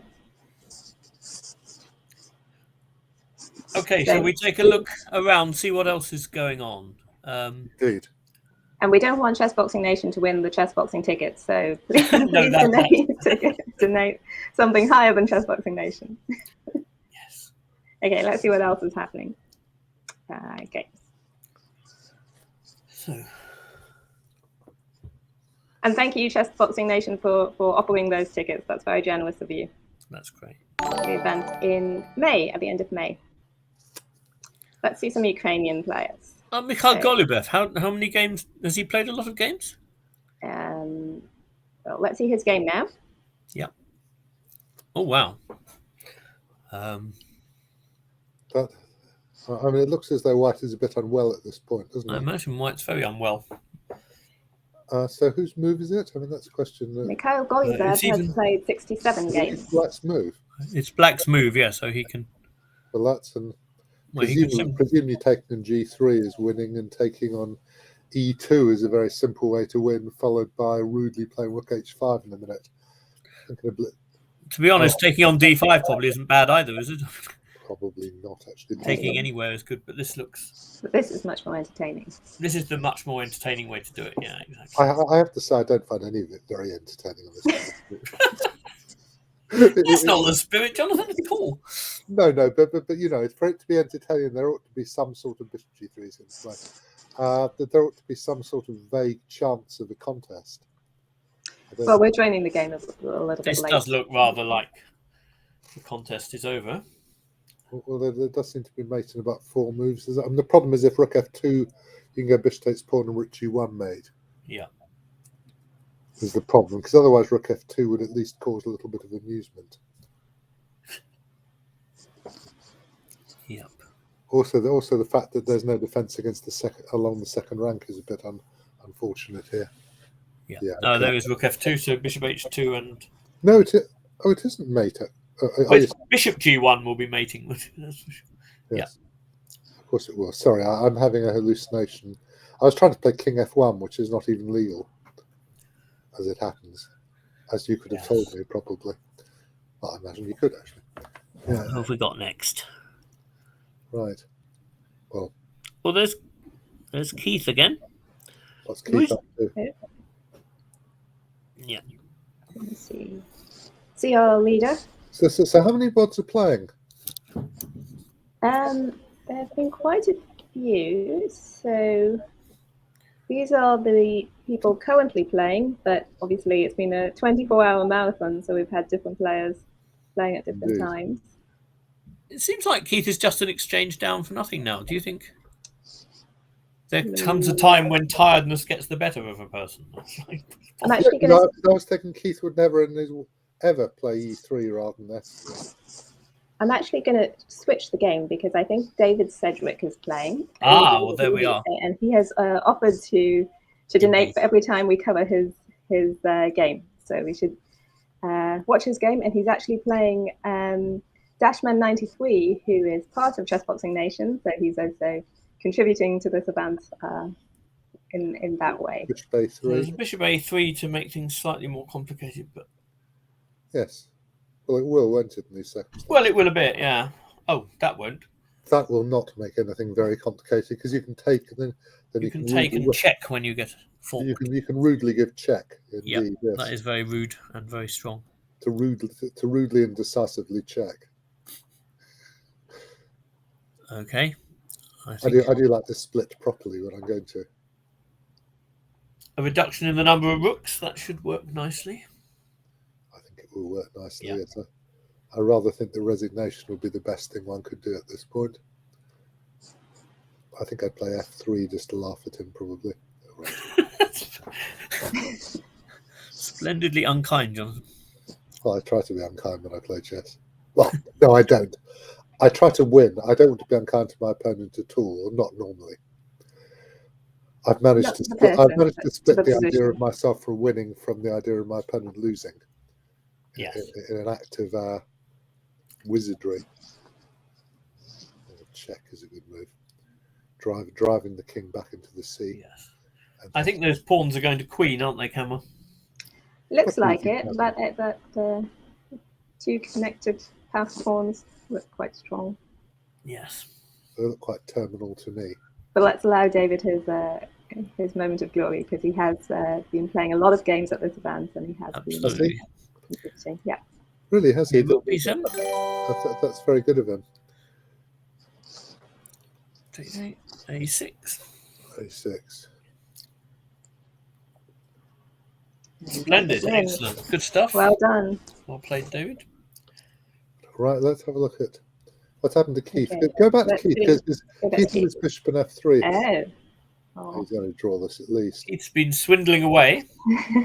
Actually, he's completely Still lost. has some energy left. Just take Yes. it. And he's also well ahead on the clock. Of course, he's well ahead of the clock. 58, I suppose, or not? Bishop's there. I think he'll. Will he try to flag his opponent? I mean, I'm not even sure he's lost at this point. I suppose he is, isn't he? Well, probably lost, isn't he? I would have thought so. Yeah, it must be, but it's not trivial, is it? Well, actually, I'm not sure because even with if you took off the H pawn and white played H5, it would be a draw, wouldn't it? Theoretically speaking. Ah, Is that not true? that's probably true, and Keith probably knows that's true. I think he probably does because I think I may have chatted to him about it recently. Oh, that looks a tad drawish now, I have to say. Okay.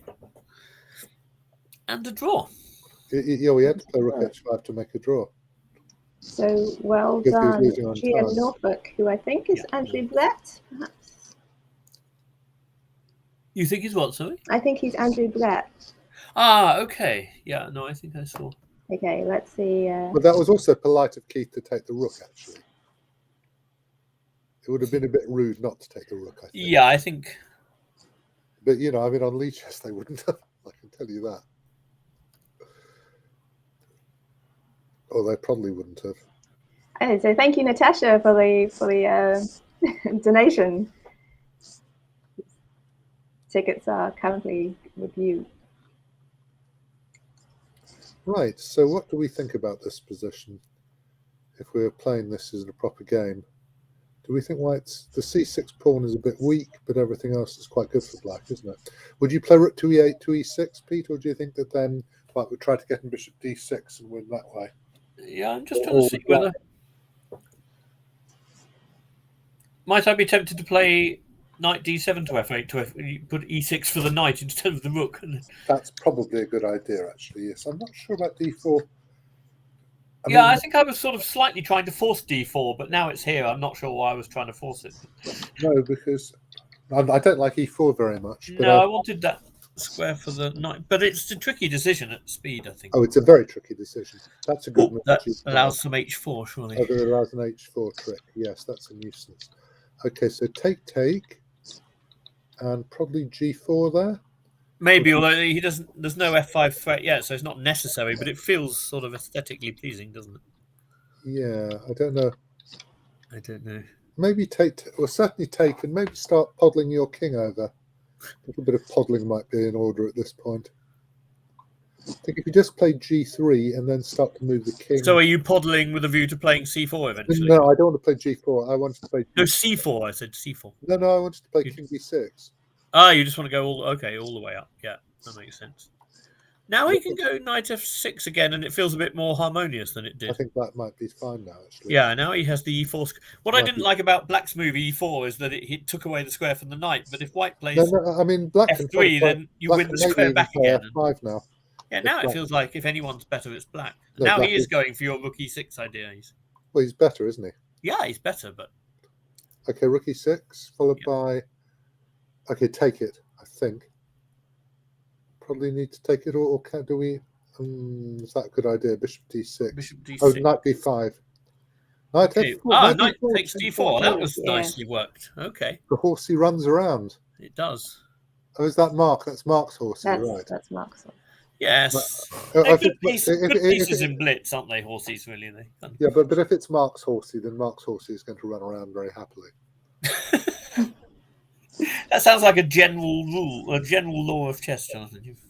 The Mark's horses are good pieces. Mark's horses will run around nicely. Yes.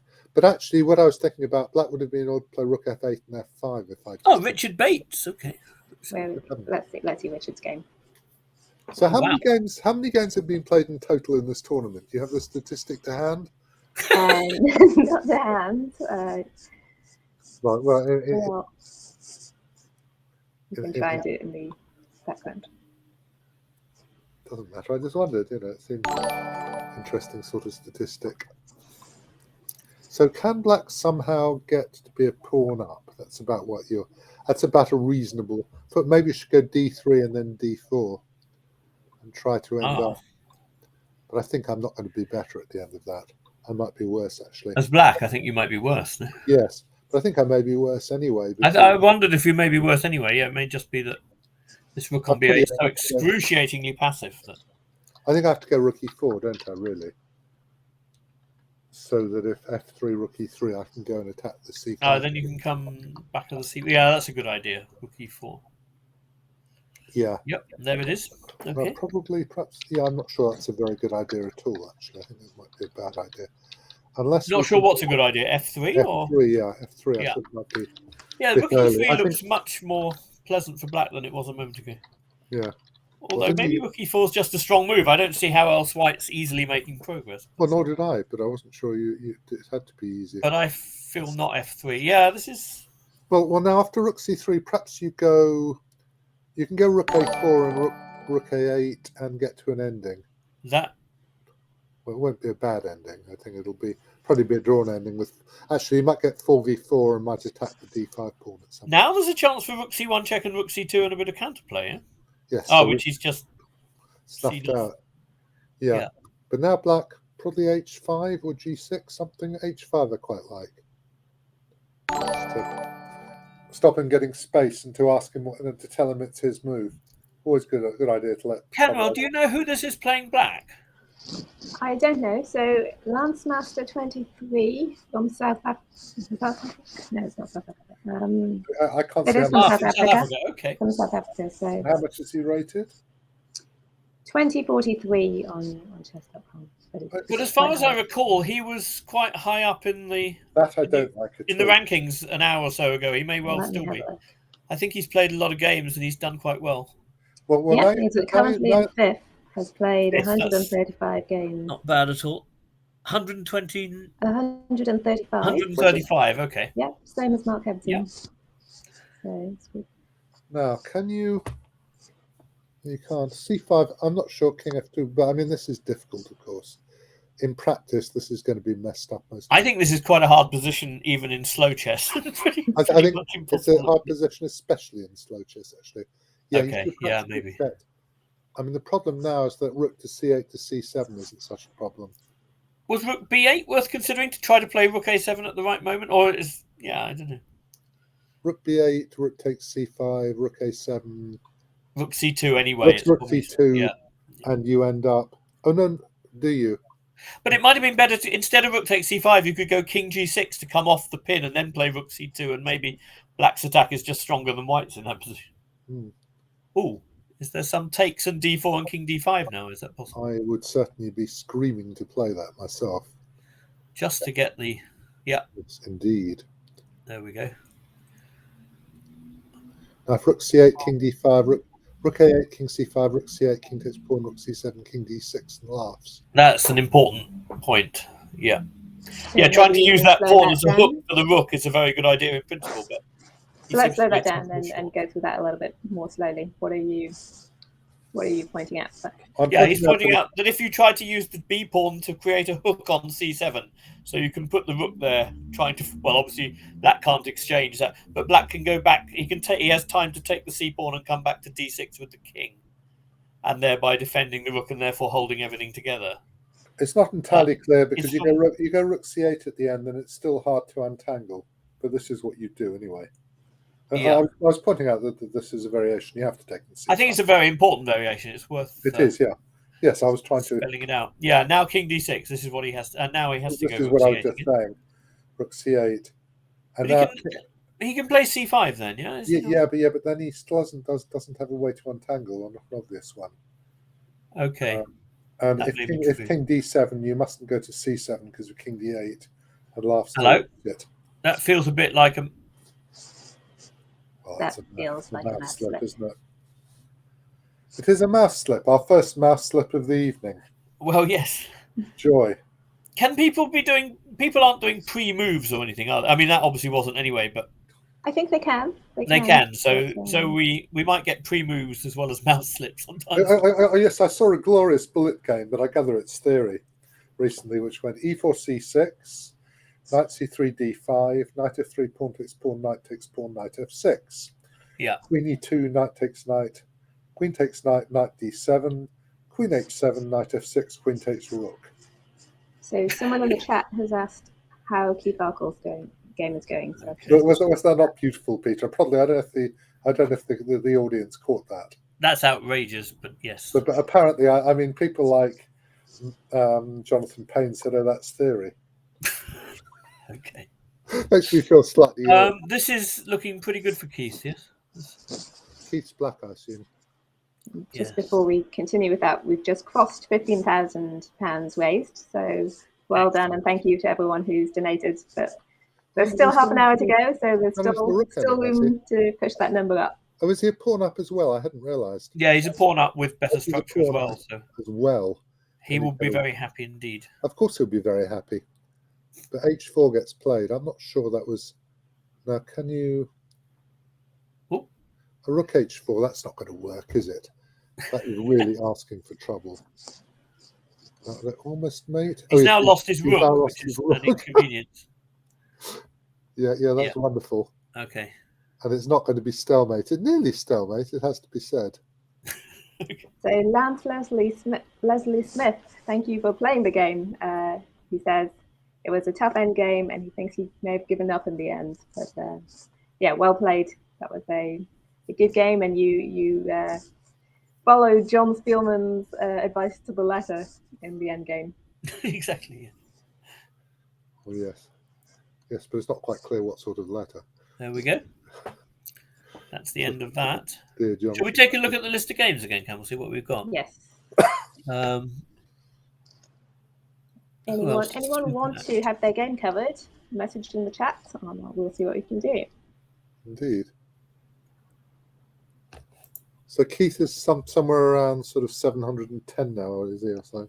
Yeah, Keith is safely in first place. So how does it work, the scoring? Do we know? Has anybody... Maybe somebody playing can message us and tell us how the scoring system works. 1, 2, 3, 4, 5, 6, 7. This is a French, probably, isn't it? I would think. So we have that's interesting. Ukrainian player Victor Skliorov and DJW60. Do you know who DJW60 is? I don't. But you can possibly click and find out. I don't know. How do you feel about Queen A3? Oh, yeah, that's probably a better move. But I thought maybe Queen A3 just to fight for the dark squares.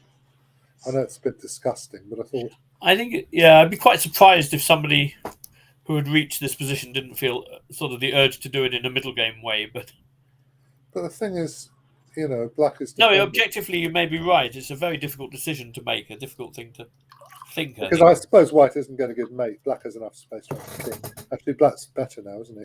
You should play rook takes rook and make but if he's... Probably should go rook takes rook and make a draw. Yeah, I would have thought. Because otherwise, black's going to go rook c2 and f4 and start thinking... I'm sure white's defending and should exchange rooks. After which they should agree a draw. Though probably they won't. I would play rook takes rook there, but then I'm old and sensible. There you are. No. Now, king f6 first. King g6 or king g6. Well, can white try? I mean, if white tries to put the bishop on f6 and then mate with the rook, black always has f4 and king f5. I think.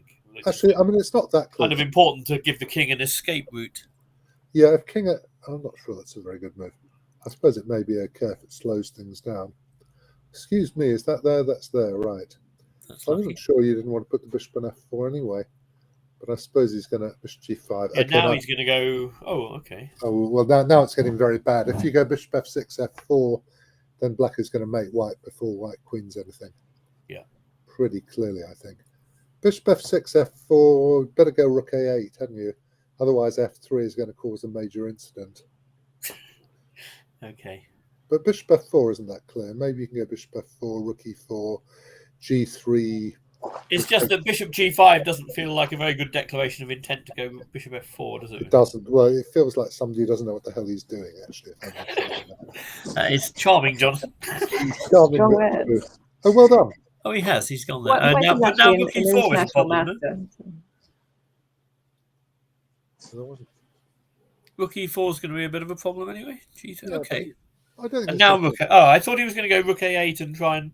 No, he's not even trying to give it back. He's just playing because his king is good now. No, you can do that too. Yeah, this is perfectly okay for white now. King there, I'm not sure. Interesting. Anyway, I mean, I love opposite bishop endings personally. What's wrong with king e3, John? I don't know. I mean, oh no, I was wondering if I should go rook checks and h4. I thought might be a move. I don't know if h4 h3 is a good idea. Maybe.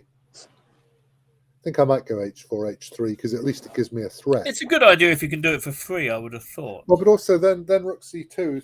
At the moment, rook c2 does nothing, but after h4, it does many much, doesn't it? Yes. So thank you, Perpetual Stalemate, for telling us the scoring system. It's 2 points for a win and 1 point for a draw as a base score, and then extra points for winning streaks. Do you know how long a winning streak you need to get extra points, or is that not? That's another layer of detail. Sorry. Maybe Perpetual Stalemate. Is there also what's it called? The thing where you can increase the stakes. h4 now, screaming. Oh dear, he's not. No, but h4 Hello, there, they've drawn. That's a bit strange. h4 there would have been really strong. Yeah, I thought black was making progress and might sort of. No, but h4 was definitely unpleasant. Well, exactly. That was the way to make progress. You have rook b4 check and rook e4 check and Okay. if I may say so. So once you get an h3, then you're starting to think very, very, very clearly about trying to win. Yeah. Thank you, Tom Gensel. Three is a winning streak. 3. So, yes. Oh, thanks, Three Tom. wins in a row is winning, and there's no berserker, so you can't. There's no berserker. That's the word I was looking for. I was Yeah, having a senior moment. Sorry, I think berserker for 24 hours would be. Well, it would probably be slightly a health risk, really, wouldn't it? Yes. Because Keith probably would berserk permanently for 24 hours. Should we see Chris Baker since he's still in second place or so? Yep. Playing a Ukrainian player, and it was great to see so many Ukrainians taking part in this too.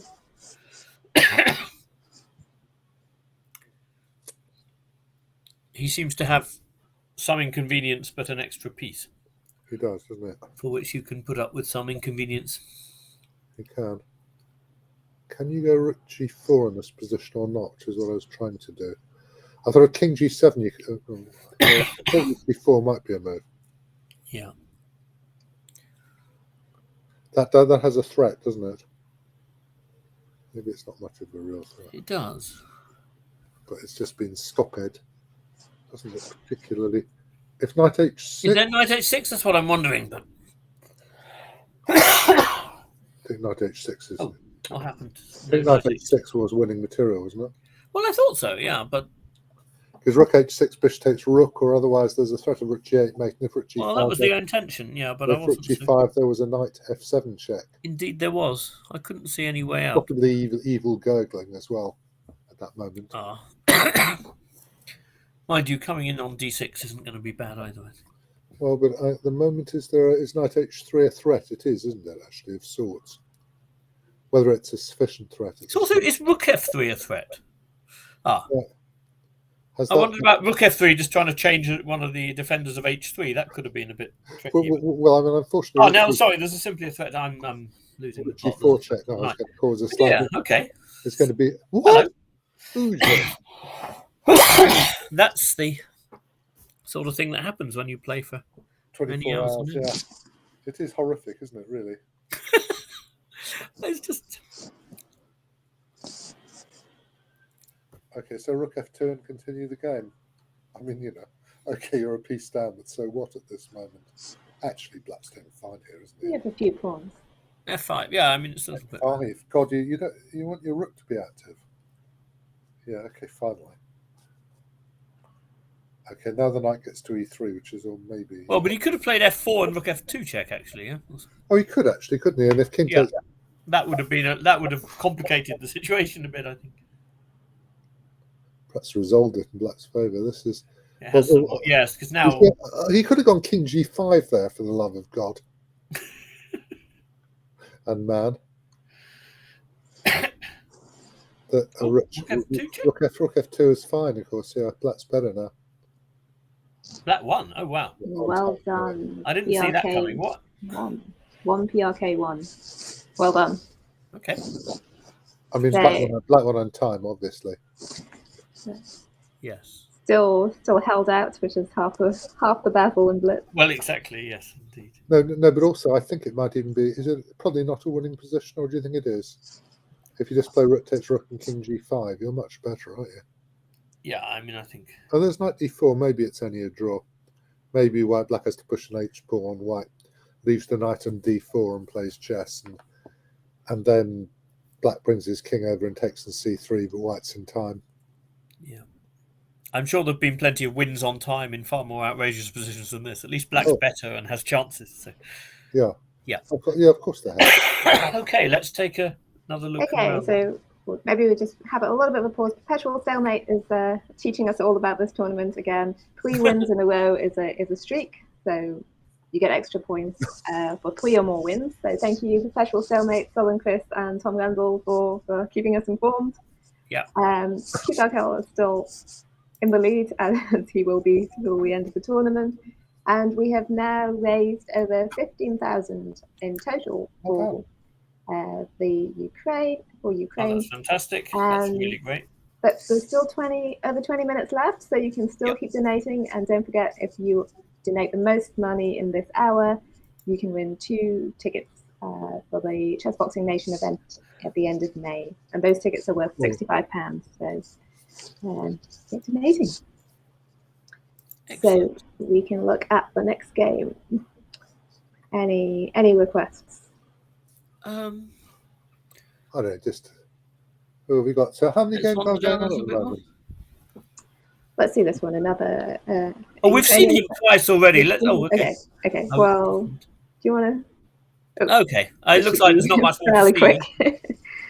Well, let's open while we look through the other games. He's forked a queen, a mate, and a fork. Should be fairly successful. Okay, that's a fairly quick game. Was that one of Mark's horses again?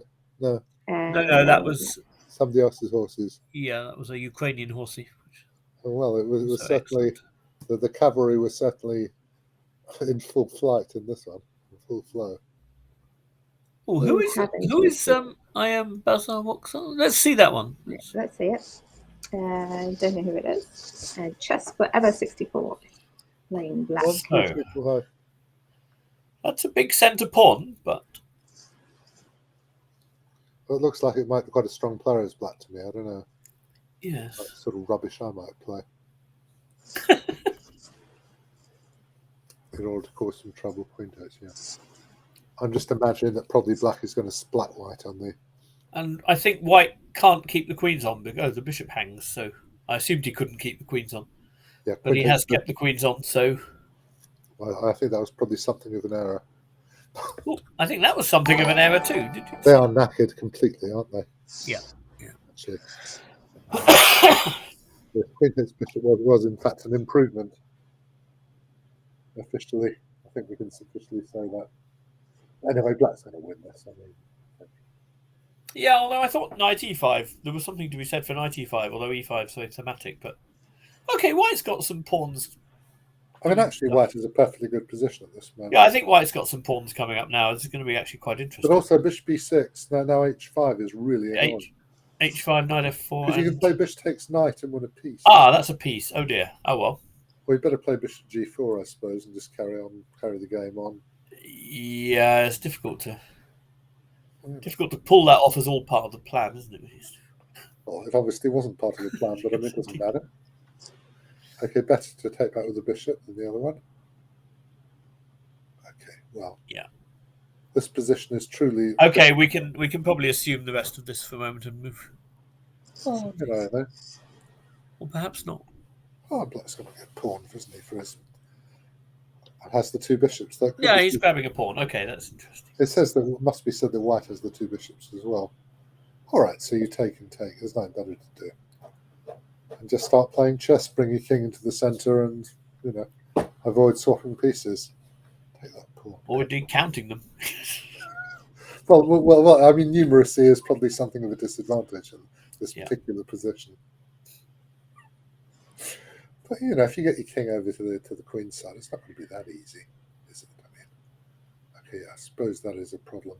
I have to go b6, unfortunately, because a6, otherwise the knight's coming in. Okay. Okay, but white needs to figure out how to. Oh, d4. Okay. This is.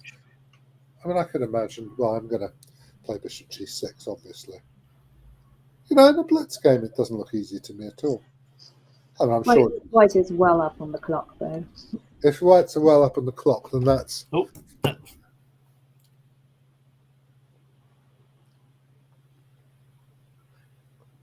Well, king. Oh, like that. That's true. The clock situation makes it quite interesting, doesn't it? Oh, it's a fascinating struggle. He said rather rudely. Ah. That was very stupid. That was not something that should have been allowed. Intended to allow, I think. Well, now once you get knight takes d5 check in, then white is clearly winning. No, it really is winning. And resignation would not be completely unreasonable, especially as he's just going to take all the rest of his pawns. Yes. Presumably king f3. I'm looking knight to those good move as well. I was going to swap pieces this here to rudely swap. Just take it, for heaven's sake. Take it and play a4 and then bring your pieces up. Okay, that's all right as well. So there is a really decent move, Jonathan. No, but there's a wrong rook pawn.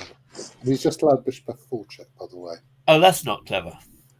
That's not clever. That's a draw. You should just... How is this actually? Is this a draw on chess.com?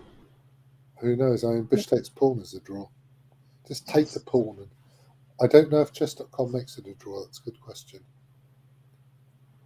Is he going to try to win on time? I suppose he is, isn't he? It's what everybody does. It is vile. Yeah, right. Now did you ever hear about Gingy's bet in this position? About what, sorry? Gingy Hashvili's bet in this position. Oh, white won. Even as a win for white. One on time. Did you hear about Gingy Hashvili's bet?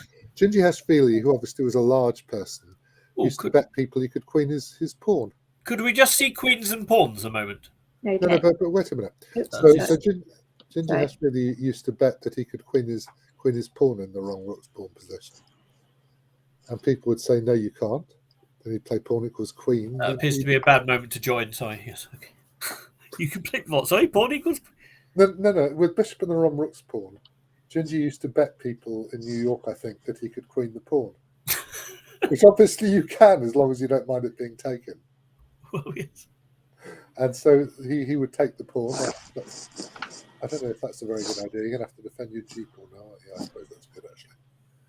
Black looks like he's competent. Who is? Okay, this is Duke of Babington as white, who has been streaming their own stream for this fundraiser. Oh, so wow, it's nice to watch that game. I don't know.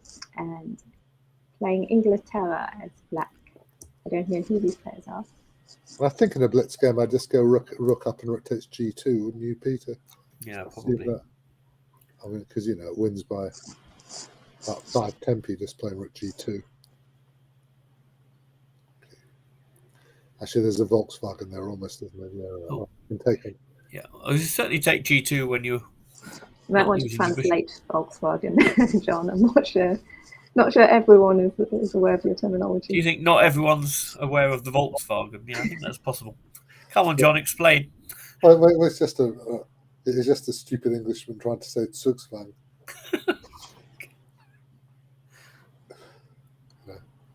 Okay. The people's compulsion to move.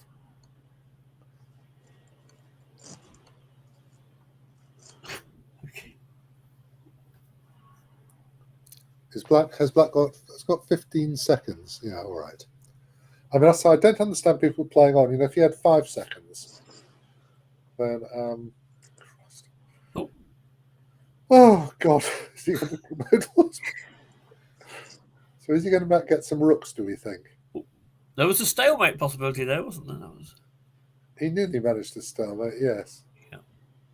Didn't even need the extra queen in the end. Oh, once you've done that, yeah, that's me. Okay. Once you've done that, you want to play pawn equals bishop, surely. to have 2 queens and 2 bishops, which actually 2 queens, 2 white squared bishops. Thomas Rendell against Golubev. Let's have a quick look at that. I think we have 2 queens and 2 white squared bishops and a king against a king would actually be in a table base, wouldn't it? If you think about it. So I like Tom's position here. Tom is... He is a pawn down, Kanwal. But he has pieces pointing towards black king. Yeah, but I'm not sure they're pointing. Okay, he's got Queen C3 check idea. That is a good point. I think Queen C3 check is the point. It is rather a big point. Is that just very strong?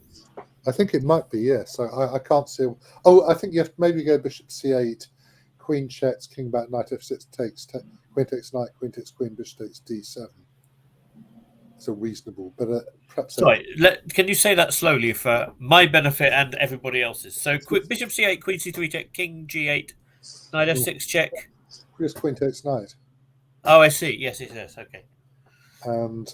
Yeah, no, it's probably it's not very good. Queen takes queen and bishop takes rook at the end. Yeah, it's not very good because the queen's so good in F6. There's sort of H4 and attempts to mate on the spot. But if you fail to mate on the spot, then black can defend that position. Or try to, anyway. I can't see a better way to play than that, though, actually. Looks incredibly nasty in any other line I can see. Yep.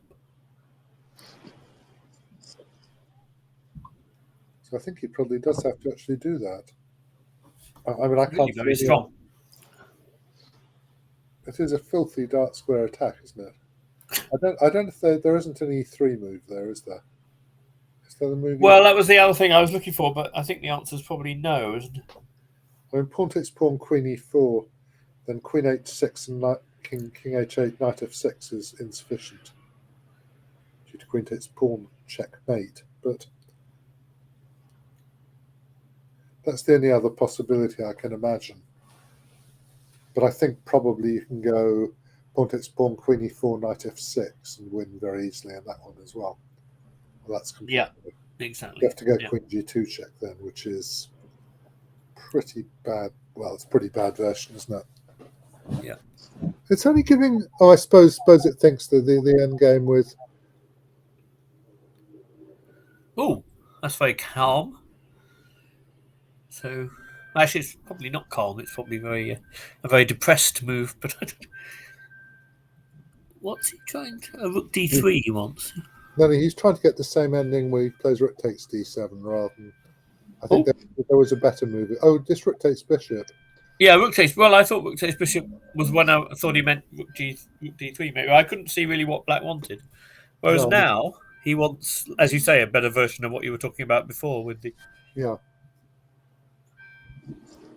So you have 10 minutes left. 10 minutes left to play your last games and check get Queen your... takes, rook takes D7. This is sort of a better version of what John was talking about. Still, I mean, you can almost play H3 in this position. That's a pretty stupid move. Rook takes rook G3. And okay, there's Queen takes Knight. Or there's Queen D2 probably is good actually for black. Yeah, you don't want to allow that. But you know, if there wasn't Queen D2, then you'd be winning the Queen. No, that would be quite cool. Actually, there'd be Queen G5 still, probably. I'm not sure. Yeah, Queen C3. So what's white got here other than what's white got other than rook takes B7 now? Oh, I suppose you could take on D8. Yeah. There's takes and send the king to F8 and indeed, and then do something clever. And I'm not sure what happens, but nor am I. I mean, I think it's going to be all right. Well, black doesn't have much time to decide on what to do. It's possible that. Oh wow, black's got very little time. But that's it for the whole game, yeah? Yep, no increment. Just to mate in 4 seconds, that could be. So white's best strategy is probably to... Let him flag. Do nothing. Yep, there we go. Exactly what Tom did. Indeed. So less than 10 minutes left. So less than 10 minutes left to get your final donations in for this event. Now what happens to games that start before that haven't finished after the 24 hours? Are they counted or not? I believe that if you've started, it continues, but I'm not 100% sure on that. So it's mastermind rules rather than because Lee Chess Arenas you don't, do you? Well, could we see Mark Hebden against Jude Shearsby, Queens and Pawns? So who is Queens and Pawns, Pete? This is Jude Shearsby, one of our leading juniors around. And he's doing rather well by the look of it. Yeah. So, thank you, Della Corta. They don't count. The games do not count. All games get aborted. Oh, really? Wow, that's being okay. By our friends in the chat. So is Black going to go kind of Queen G3 or something here? And Queen D4 I thought was quite a good idea at this point. Sorry, what is? Queen D4 I thought. Oh, Queen D4 might be rather good too, yeah. I think Queen D4 wins the house, the garden, and it does, yes. Most of the vegetables. As they don't say, in fact. They don't. Yeah. I sound like I'm quoting from Spitting Image, actually, don't I? You know the quote. Black needs to do something calm and sensible now, like King E7 or something. You know the Spitting Image quote. Do I? Which one? It's the Blessed Mrs. Thatcher. They say she's having dinner with their cabinet, and they say. And that one, yeah, no, of course, yes. Yes, they'll have the same. The vegetables, yes, I remember. I think it's vegetables, isn't it? This time, Mark will probably manage to fight, won't he, somehow? You think, or not? I'm not sure. I think this is pretty tough with the... Oh, maybe that might be slightly encouraging, I don't know. It's encouraging, I don't think it's... I mean, you want to go knight d5 now, do you? I wanted to go knight d5, but it's not that encouraging, no, I can see that. Oops, Queen g1. I mean, I'd sort of expect Mark to swindle me in a... Well, no, probably not in a Blitz game, but I wouldn't be surprised. It just strikes me. Yeah, now Queen b6. That looked like something Black might have preferred not to allow. I think Black would have very much have preferred not to allow the Queen. I mean, Queen d6 you can probably do. You're still probably winning, but I mean, you have every chance to mess it up, I would say. Don't you think? Because you're starting. Yeah, although actually those positions with a far advanced passed pawn when you have rook against two pieces can be pretty tough to play with. Ooh. That looks like a very materialistic move indeed, which he will pay for. Now I'm believing that Mark will at least save this game. But Queen d6, you could go takes e5 actually. No, that's what I meant by rook against two pieces. But I thought with the h pawn that might be still quite good for Black. Oh, sorry, I didn't hear. At least in Blitz, if not in reality. No, I think in reality as well. Just go rook c6. Yeah, probably in reality too. But you can take the bishop around, can't you? You're not going to lose as Black anyway. But I think playing with two pieces against a far advanced pawn in Blitz is really awful. Whereas this attack now looks well. It's pretty unpleasant in a normal game, actually, isn't it? Yeah. Indeed. Pretty grim. Now, what's happened? This is incredibly awkward. Well, I imagine Black's realised how awkward everything is, unfortunately. Yeah, if h3, do you play bishop h3 or do you go e5? I suppose it just depends whether you're mating or not. I think you probably can play h3, but for simplicity, you might play bishop takes h3. Yes, I mean, I think I would probably, but it's not that clear then. Whereas e5, e5, h2, queen takes rook check. Oh, he's just done that. Yeah. Yeah, I think that's what you do because now e5, he's still got some initiative. Yeah. You're going to win anyway. An awful lot safer. Yeah. Oh, that's such a greedy move, isn't it? It's a very greedy move, and he may regret it. There's queen c4 check. Yeah, you can go king a1 and knight b1, but there's okay, but that's not what. And he can't take on e4 because there's a queen a8 check as well. So. Indeed. So he's now got to go something like g5. Just get on with the game, but a4, I suppose. Anyway, start pushing the g pawn. That's terribly greedy. Well, queen e2 or something. Yeah, it's like. I don't know. Yeah, I thought he should just push the pawn. Yeah, no, he's probably right. King h7 and g5 is not. a4. Oh, I guess he didn't see that one. No, pawn, I think. Yeah. Yeah, I played Mark on Sunday, didn't I? As usual, it lost a very bad position, and then after that, it was all right. Not clear to me he's winning now. I think he should have taken with the pawn. on A3. Yes. Because A pawns are enormous in night endings, aren't they? Yeah, black's kind of nicely centralised now. Well, he should have played King D4 just then, rather than, unless he's trying to win, of course, as black. Doing this. Child. Oops. It looks like I'm safely say after King D4 here that he's not trying to win, but Knight D6. Okay. Oh no! That's a nice trick. Yeah. No. Mind you, it looks to me like that king's not quite in the square. How very unfortunate. Oh dear. Well. 5 seconds to make. Oh no, that's tough. Come on, Jude. You must have. He's trying to play very close moves, but he needs to make some progress. Needs to play fast.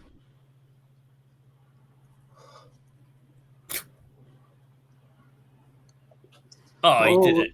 With 0.7 of a second left. Well done, Queen. Wow, what a game to finish off. Amazing.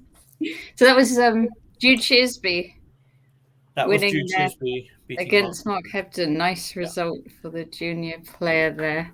Didn't look like it all the way, but well done to him. And that I was never in doubt, Natasha. Never in doubt, sorry. And that hasn't affected second place, is it? So how's it all looking at the end? So Keith... So Keith has got a 728. He's got 728 out of That's pretty astonishing. That's sort of 248 games played. Wow. Congratulations, Keith. That is fantastic. You're at 1728, isn't it? Which is the sum of 2 cubes in 2 ways. But, is that right? John. Is it 1728? 17 something, isn't it? What is the cube? Oh, sorry. But in second place is Chris Baker with 397. But I don't think he can. Yeah, he's quite clearly in second place. There's only 2 minutes left, less than 2 minutes left. And Mark Hebden clearly in third. So that little turnaround didn't cost Mark third anyway. He was, going to be second anyway, it seems. No.